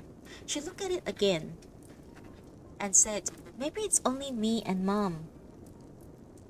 Thinks it's special. That's why it's never crowded. But we always have a great day there. I do hope you'll be strong enough this weekend. Sunday is the best day for Morgan's Fall. There's a good atmosphere on Sundays. It's like waterfalls know about it being a day of rest. Josie, who is your companion in this photograph? The girl here with you and your mother. Oh. Her face became serious and then she said, That's Sal, my sister. She let the photo fall on top of the others, then began to pass both hands over the images, moving them around the rug. I saw images of children in fields and playgrounds outside buildings. Yeah, my sister, she said again after a long time. And where is Sal now? Sal died. How very sad. Josie shrugged. I don't remember her much. I was small when it happened. It's not like I miss her or anything. How sad. Do you know what happened? She got sick. Not the same sickness I have. Something much worse. That's why she died. I thought Josie was searching for another photo of her sister's image, but she suddenly gathered the prints together and put them back into the cardboard box. You're gonna love it there. Klara, here's you. Only one spin outside, and then suddenly you are up there. Josie became stronger each day, so that the weekend approached there seemed no reason to suppose we wouldn't be able to go to the waterfall. On the Friday evening, the mother came home late, long after Josie had finished her supper, and called me into the kitchen. Josie had by then gone up to her room, and the kitchen was in near darkness, with only the light from the hall to illuminate it. But Mother seemed happy to stand there before the large windows, staring out into the night as she drank her wine. I stood near the refrigerator where I could hear its hum. Klara, she said after a while, Josie says you wish to come with us on Sunday to Morgan's Falls. If I wouldn't be in the way, I would very much like to come. I believe Josie also wishes me to come. She certainly does. Josie's become very fond of you, and if I may say, so have I. Thank you. To tell you the truth, I wasn't sure at first what I would feel, having you around, moving through the house all day, but Josie seemed much more calm, so much more cheerful since you got here. I'm so glad. You're doing very well, Klara, and I want you to know that. Thank you very much. You'll be fine up there at Morgan's Falls. Plenty of kids take their AFs up there. Even so, it goes without saying, you need to look out. For yourself and for Josie. The terrains can be unpredictable, and Josie sometimes get overexcited in places like that. I understand. I'll be cautious. Klara, are you happy here? Yes, of course. Curious thing to ask an AF. In fact, I don't even know if that question makes sense. Do you miss the store? She drank more wine and stepped towards me so I could see one side of her face in the light from the hall, though the other side, including most of her nose, stayed in the shadow. The one eye I could see looked tired. I sometimes think about the store, I said. The view from the window, the other AFs, but not so often. I'm very pleased to be here. The mother looked at me for a moment, then she said, It must be great. Not to miss things. Not to long get back to something. Not to be looking back all the time. Everything must be so much more. She paused, then said, Okay, Klara. So you're with us Sunday, but remember what I said. We don't want accidents up there.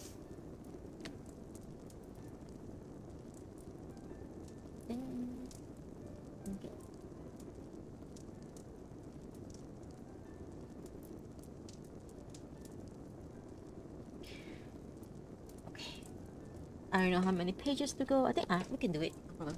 Should be fine. We're currently still reading part 2 of Klara and the Sun by Kazuo Ishiguro.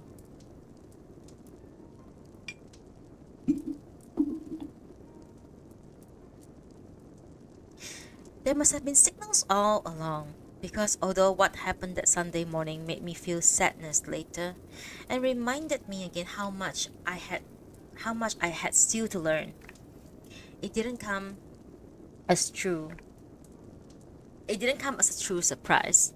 By Friday, Josie was confident she'll be well enough for the expedition and spent many moments trying on different outfits and studying herself in the long mirror inside the wardrobe. Occasionally, she'll ask me what I thought, and I had smiled and be as encouraging as I could.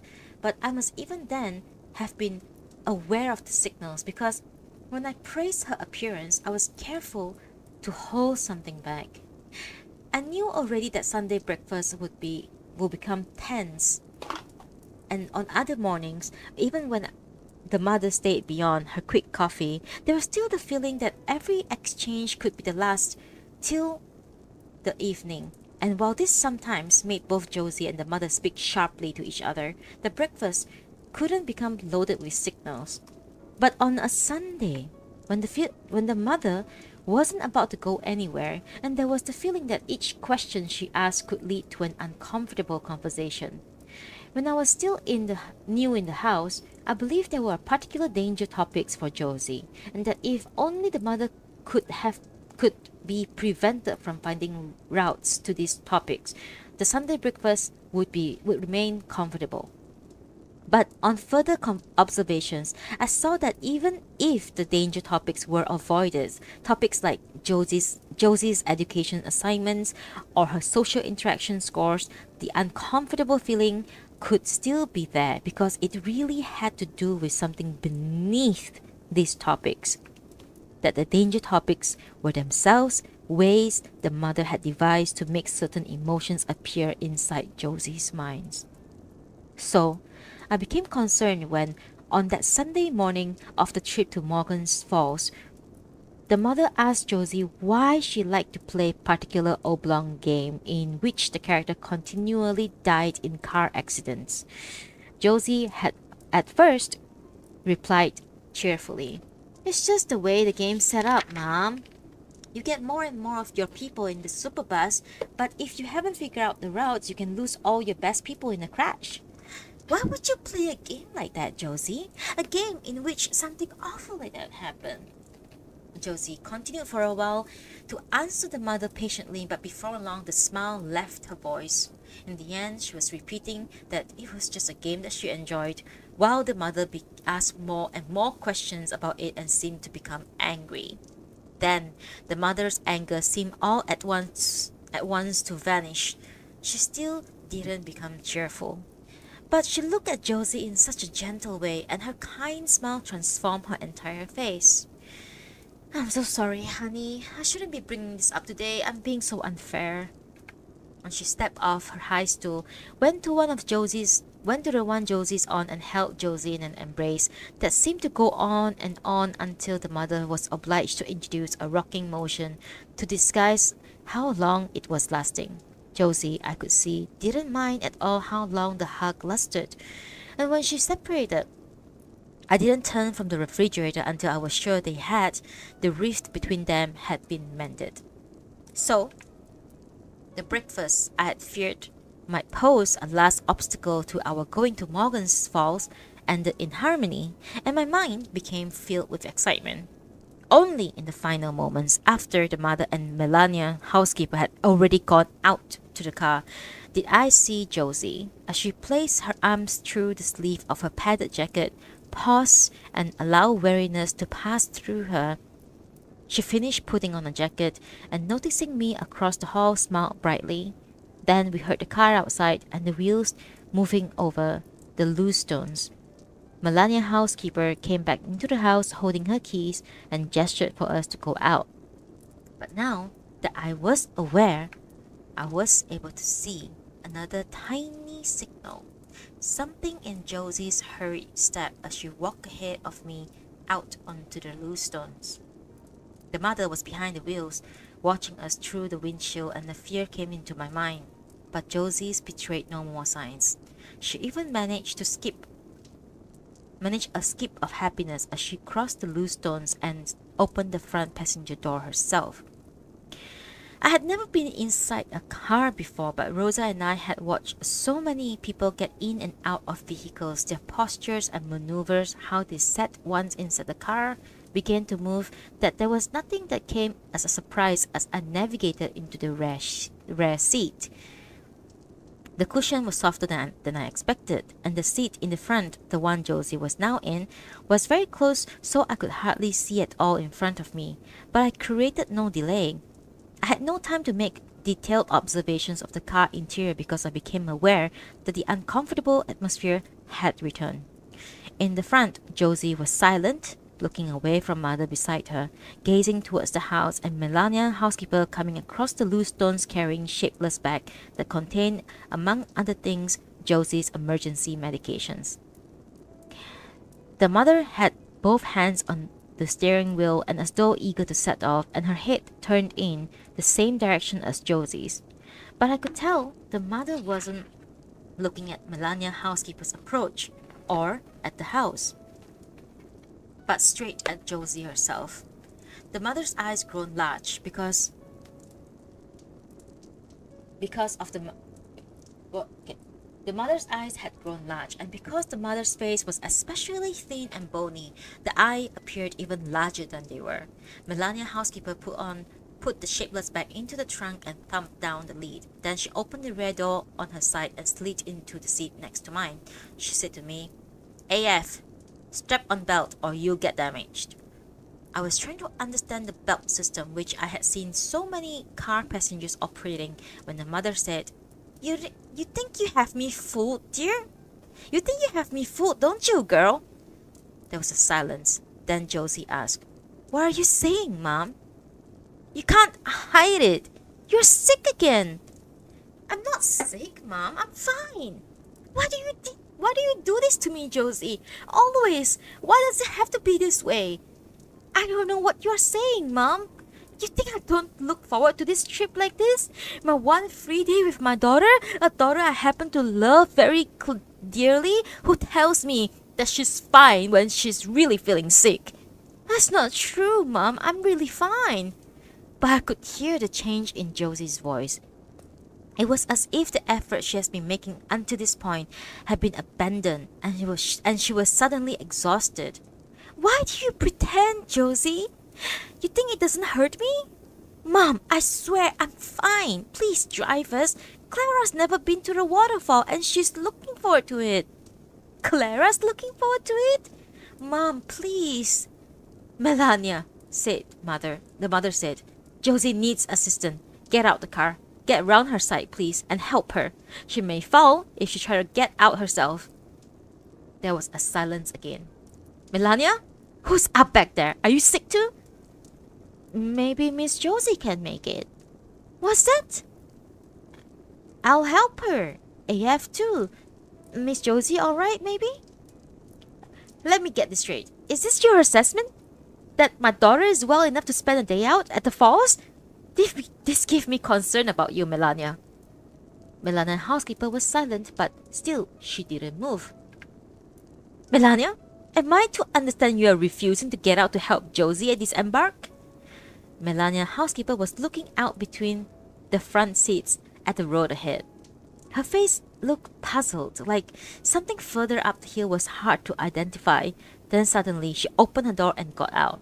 "Mom," Josie said, "please, can we go? Please don't do this. Do you think I like this? Any of this? Okay, you're sick. That's not your fault. But not telling anyone, keeping it to yourself this way, so we can all get in the car the whole day before us, that's not nice, Josie." "It's not nice for you to tell me that I'm sick when I'm easily strong enough." Melania's housekeeper opened the door beside Josie from the outside. Josie fell silent. Then her face, full of sadness, looked round the edge of the car seat at me. "I'm sorry, Klara. We'll go another time. I promise. I'm really sorry." "It's all right," I said. "We must do what's best for Josie." I was about to get out also. But then Mother said, "Just a second, Klara. Like Josie says, you're looking forward to this. Well, why don't you stay right where you are?" I'm sorry, I don't understand." "Well, it's simple. Josie's too sick to go. She might have told us earlier, but she chose not to. Okay, so she stays behind. Melania too. But no reason, Klara, why you and I can't go." I couldn't see the mother's face because the seat backs were high, but Josie's face was peering around the edge of the seat at me. Her eyes became dull, as if they no longer cared what they saw. "Okay, Melania," the mother said in a louder voice. "Help Josie out. Careful with her. She's sick, remember?" "Klara?" Josie said. "Are you really going with her to the falls?" "The mother's suggestions is very kind," I said, "but perhaps it would be best if this time—" "Hold on, Klara," the mother cut in. Then she said, "What is this, Josie? One moment you're concerned about Klara, how she has never seen a waterfall. Now you're trying to make her stay home?" Josie went on looking at me, and Melania continued to stand outside the car, a hand held out for Josie to take. Finally, Josie said, "Okay, maybe you should go, Klara. You and Mom. What's the sense in the whole day's getting spoiled just now? I'm sorry. I'm sorry. I'm sick all the time. I don't know why." I thought tears would come then, but then she held them back and went on quietly. "Sorry, Mom. I really am. I must be such a downer. Klara, you go on. You'll love the waterfall." Then her face disappeared from the edge of the seat. For a second, I was uncertain what to do. Both the mother and Josie had now expressed the view that I should remain in the car and go on outing. And I could see how likely it was, if I were to do so, that I would gain new, perhaps crucial insights concerning Josie's situation and how I might best help her. And yet, her sadness as she walked back over the loose stones was very clear. Her walk, now she had nothing to hide, was fragile, and she made no fuss about receiving Melania's housekeeper's support. We watched Melania's housekeeper unlock the front door and the two of them go inside. Then Mother started the car and we began to move.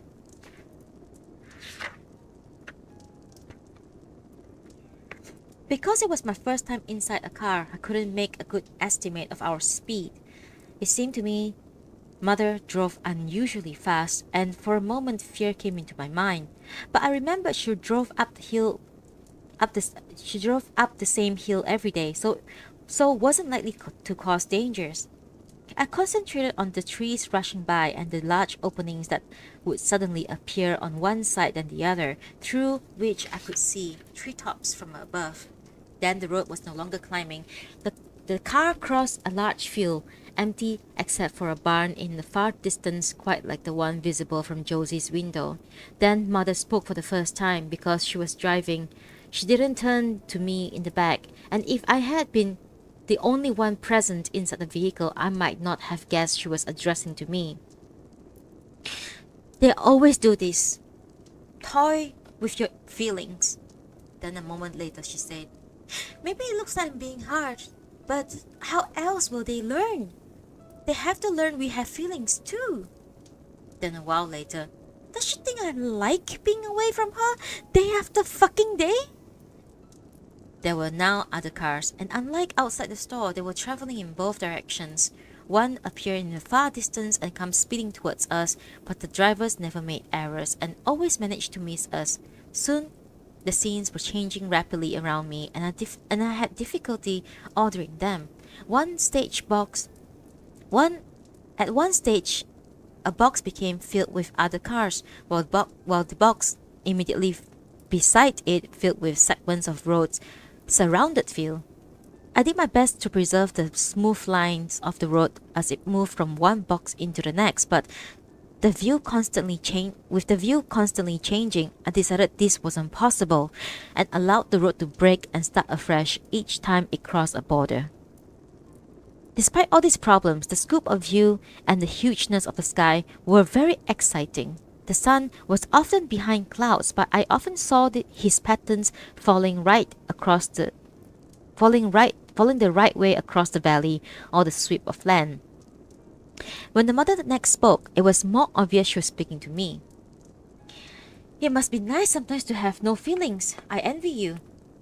I considered this, then said, I believe I have many feelings. The more I observe, the more feelings become available to me.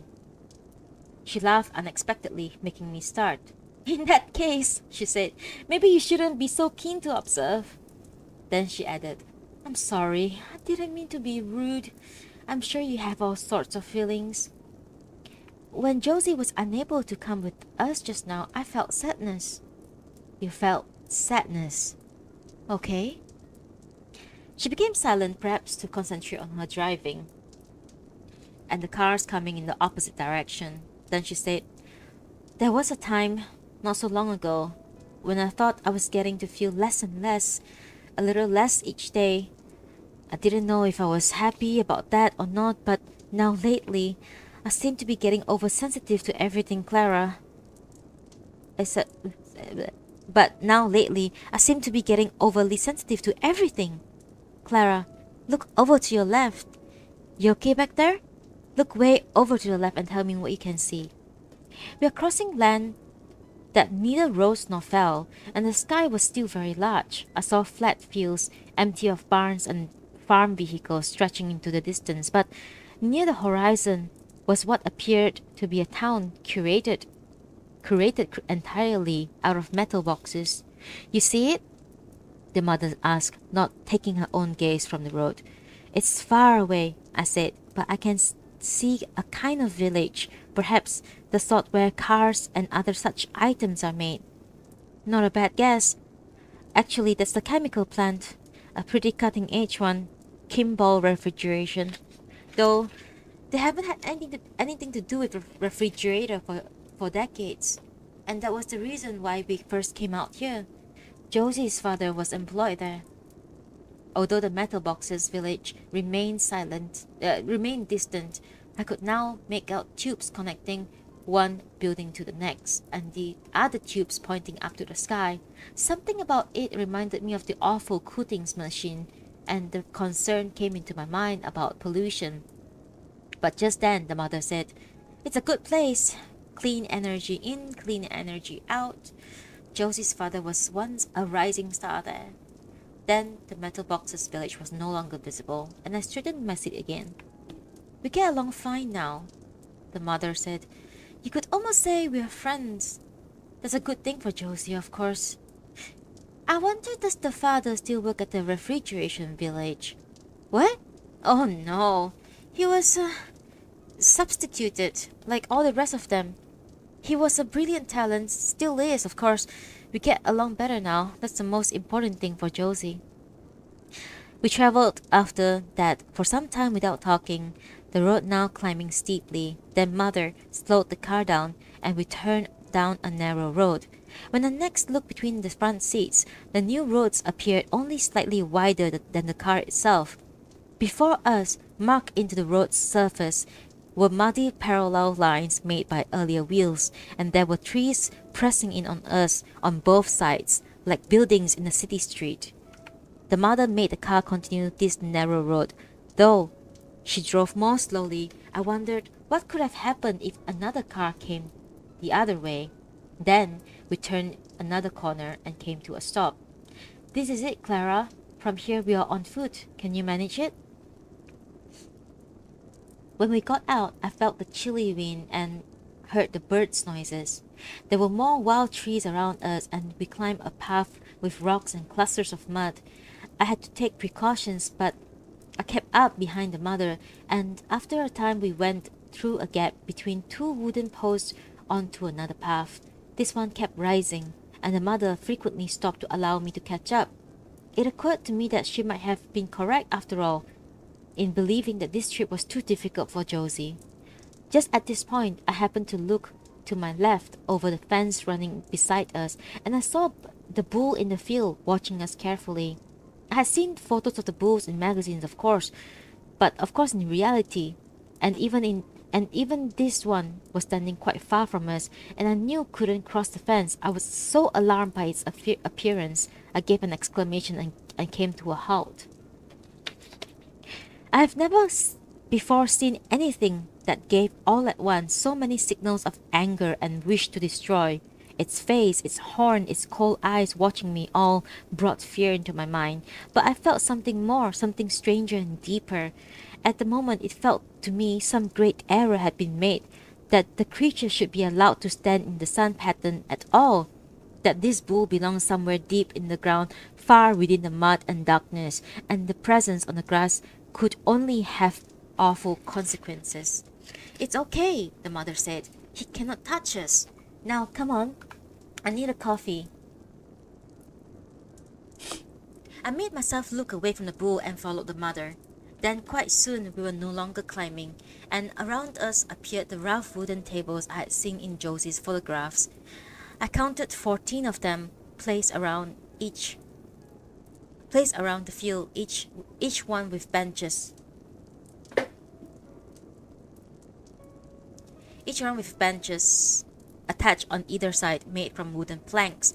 There were adults, children, AFs, dogs sitting at the tables or running, walking and standing around them. Just beyond the tables was this waterfall. It was larger and fiercer than the one that I'd seen in the magazine, filling 8 boxes just by itself. I looked for the sun, but couldn't see him in the grey sky. We'll sit here, the mother said. Go on, sit down. Wait for me. I need coffee. I watched her walk to a hut made of the same rough wood, some 20 paces away. It had an open counter at the front so that it could function as a store, and passerbys were now standing in the line. I was glad of the chance to sit down and orient myself, and as I waited at the rough table for mother to return, I found the surroundings settling into order. The waterfall no longer took up so many boxes, and I watched children and their AFs passing by easily from one box to another with barely any interruption. Although none of them looked my way with any interest, and each seemed very focused on their child, I felt pleased to be in the presence once more of other AFs, and for a moment watched them with happiness, following one then another with my gaze. Then mother returned and sat down in front of me, and I turned to face her fully, and the waterfall moving fiercely behind her. Her coffee was in a paper cup, and she raised it to her mouth. I remember what Josie had said about sitting close to the waterfall, how your back could get wet without your noticing, and I wondered about mentioning this to mother, but something in her manner told me that she didn't wish me to speak just yet. She was gazing straight at my face, the way that she had done from the sidewalk when Rosa and I had been in the window. She drank coffee all the time looking at me till I found the mother's face filled 6 boxes by itself. Her eyes narrowed, recurring to the three of them. She each time at a different angle, she said finally, "So how do you like it here?" "It's wonderful." "So you've seen a real waterfall?" "I am grateful you have brought me here." "That's odd. I was just thinking you didn't look so happy. I don't see your usual smile." "I apologize. I didn't mean to seem ungrateful. I'm very pleased to see the waterfall, but perhaps also regretful Josie couldn't be with us." "I am too. I feel bad about it." Then she said, But I don't feel quite so bad because you are here." "Thank you. Maybe Melania was right. Maybe Josie would have been fine." I said nothing. Mother sipped her coffee and continued to look at me. "What did Josie tell you about this place?" "She said that it was beautiful and she had always enjoyed very much her trips here with you." "Is that all she said? And did she tell you how we always came here with Sal? How much Sal loved it here?" "Josie did mention her sister." Then I added, "I saw Josie's sister in a photograph." The mother stared so intensely at me that I thought I had made an error. But then she said, "I think I know the one you mean. The one with the three of us sitting over there. I remember Melania taking it. We are over at the bench right there. Me, Sal, Josie." "Something wrong, Klara?" "I was very sad to hear Sal passed away." "Sad puts it pretty well. I'm sorry, perhaps I should have. It's okay. It's a while now since she left us. Shame you didn't meet Sal. Different from Josie. Josie just say what she thinks. Doesn't care if she says the wrong thing. That gets irritating sometimes, but I love her for it. Sal wasn't like that. Sal would have to think everything through before she came out with something, you know. She was more sensitive. Maybe didn't handle being sick so well as Josie's doing." "I wonder why Sal passed away." The mother's eyes changed, and something cruel happened around her mouth. "What kind of question is that?" "I'm sorry. I was merely curious to know." "It's not your business to be curious. I'm very sorry." "What's it to you? It happened, that's all." Then, after a long moment, the mother's face softened. "I think it was right we didn't bring Josie here today," she said. "She wasn't well. But now we are sitting here like this. I do miss her." She looked around, turned to look at the waterfall. Then she turned back and her gaze went past me to the other passerbys, dogs, the AFs. "Okay, Klara. Since Josie isn't here, I want you to be Josie. Just for a little while, since we are up here." I'm sorry, I don't understand." "You did it once for me, before, the day we got you from the store. You haven't forgotten, have you?" "I remember, of course." "I mean, you haven't forgotten how to do it. Walk like Josie." "I will be able to walk in her manner. In fact, now I know her better, I have seen her in more situations, I'll be able to give a more sophisticated imitation. However..." "However what?" "I'm sorry, I didn't mean however." The mother looked at me, then said, "Good, but I wasn't going to ask you to do that walk anyway. We're just sitting here, the two of us, a nice spot, a nice day, and I've been looking forward to having Josie here. So I'm asking you, Klara, you're smart. If she's sitting here instead of you right now, how would she sit? I don't think she would sit the way you are sitting." "No, Josie would be more like this." The mother leaned closer over the tabletop and her eyes narrowed till her face filled 8 boxes, leaving only the peripheral boxes for the waterfall, and for a moment it felt to me that her expression varied from one box to the next. In one instance, her eyes were laughing cruelly, but in the other they were filled with sadness. The sounds of the waterfalls, the children, and the dogs all faded into a hush to make way for whatever the mother was about to say. That's good. That's very good. But now I want you to move. Do something. Don't stop being Josie. Let me see you move a little. I smiled in the way Josie would, settling into a slouching informal posture. That's good. Now say something. Let me hear you speak. I'm sorry, I'm not sure. No, that's Klara. I want Josie. Hi, Mama. Josie here. Good. More, come on. Hi, Mom. Nothing to worry about, right? I got here and I'm fine. The mother leaned further across the table, and I could see joy, fear, sadness, laughter in the boxes because everything else had gone silent, and I could hear her repeating under her breath, "That's good, that's good, that's good." I told you I'll be fine, I said. Melania was right, nothing was wrong with me. A little tired, that's all. I'm sorry, Josie, the mother said. I'm sorry I didn't bring you here today. That's okay. I know you're worried for me. I'm okay. I wish you were here, but you're not. I wish I could stop you getting sick. Don't worry, Mom. I'm going to be fine. How can you say that? How do you know about it? You're just a kid. A kid who loves lives and believes everything can be fixed. How do you know about it? It's okay, Mom. Don't worry. I'll get well soon. I know how it will happen too. What? What are you saying?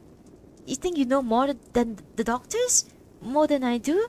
Your sister made promises too, but she couldn't keep them. Don't you do the same? But Mom, Sal was sick with something different. I'm going to get well. Okay, Josie. So tell me how you will get well. There's special help coming. Something no one's thought of yet. Then I'll be well again. What is this? Who is talking? Who is this talking? Now, in box after box, I could see the cheekbones of the mother's face, very pronounced beneath her skin. Really, Mom, I'm going to be fine. That's enough. Enough. The mother stood up and walked away.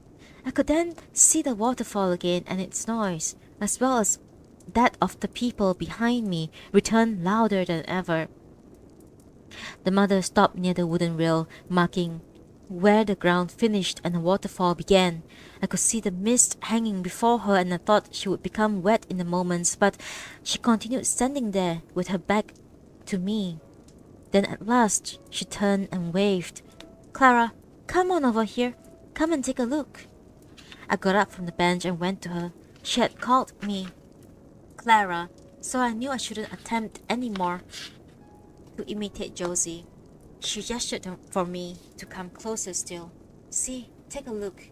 You've never seen a waterfall before, right? So take a look. What do you think? It's wonderful. Much more impressive than in magazine. Something special, right? I'm glad you are seeing it. Now let's get back. I'm concerned about Josie. The mother didn't speak the entire way back down to the car. She walked quickly, always at least 4 paces ahead. I had to take care not to make any errors on the steep downhill path.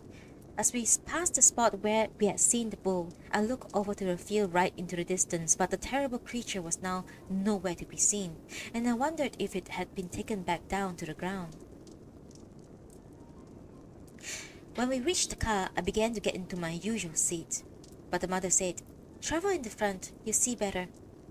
So I got in beside her, and it was like the difference between meat store and the window. We descended across the fields, the sun visible between clouds, and I observed how the tall trees on the horizon gathered in the tight groups of 7 or 8, even though all around there was emptiness. The car followed a long thin line across the land, and I saw what at first had appeared to be part of a distant field's pattern was in fact sheep.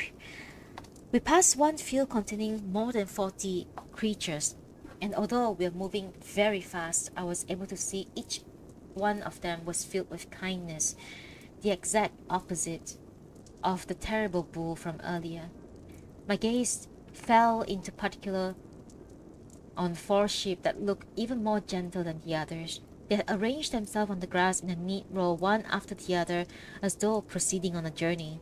But I could tell, even though we are passing quickly, that they were in fact standing quite still, aside from the small movement of their mouth as they ate the grass. I'm grateful to you, Klara. Having you with me made it not so bad. I am glad. I am so glad. Maybe sometimes we'll do the same if Josie's too sick to come out. When I said nothing, she said, You don't mind, do you, Klara, if we do something like this again? Not at all, if Josie isn't able to come. You know what? It's best we say nothing to Josie about this. Nothing what you were doing up there, imitating her. She might take it the wrong way. Then after another moment, she asked, So we agreed? Nothing to Josie about that? As you wish. I could now see the Metal Boxes village in the distance again, this time to our right. I thought she might say something more about it, about the father, but she continued to drive in silence, and then the Metal Boxes village had disappeared. Only then did she say, quite suddenly,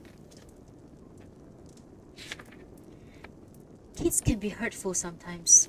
They believe if you happen to be an adult, nothing can possibly hurt you. Still, she's grown up. She has grown up some since you've been around.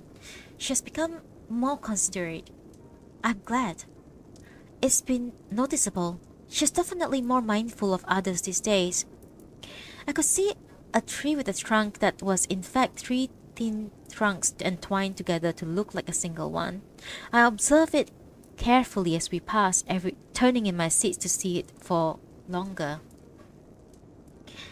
What you were saying earlier, the mother said, about her getting well, some special kind of help coming along? You were just talking, right? You must excuse me. I know that you, the doctor, and Melania, housekeeper, have considered very carefully Josie's condition. It's very concerning. Even so, I'm hoping that she will get better.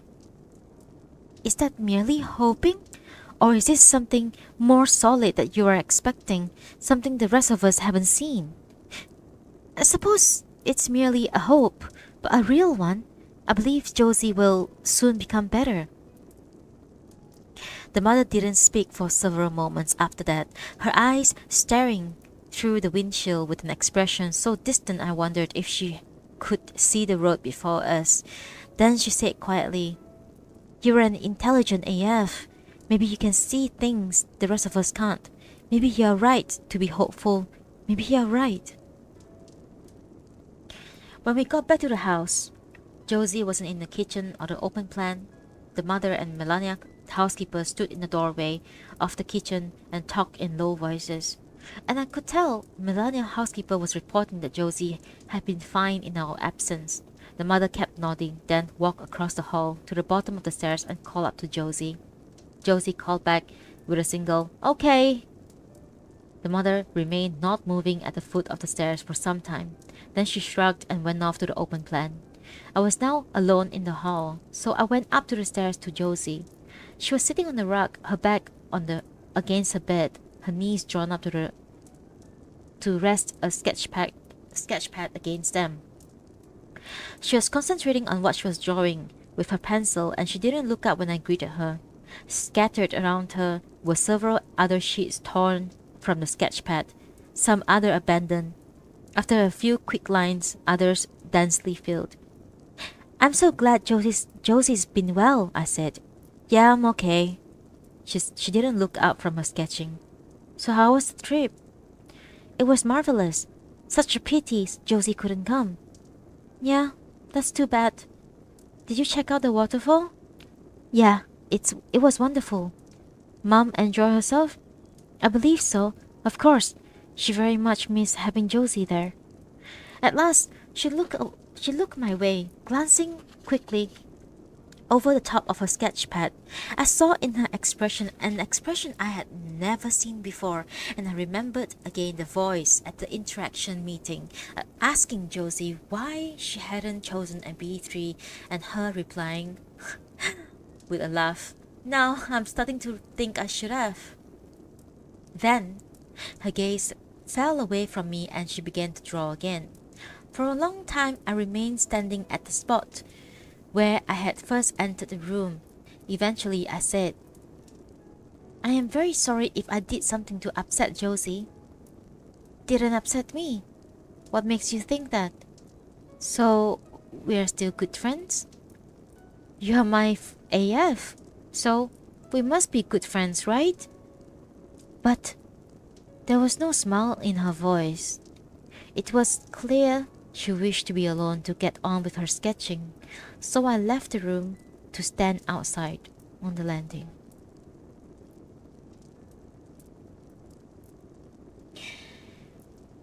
And that's the end of part 2. Thank you so much. If you guys are here or not here, it's okay.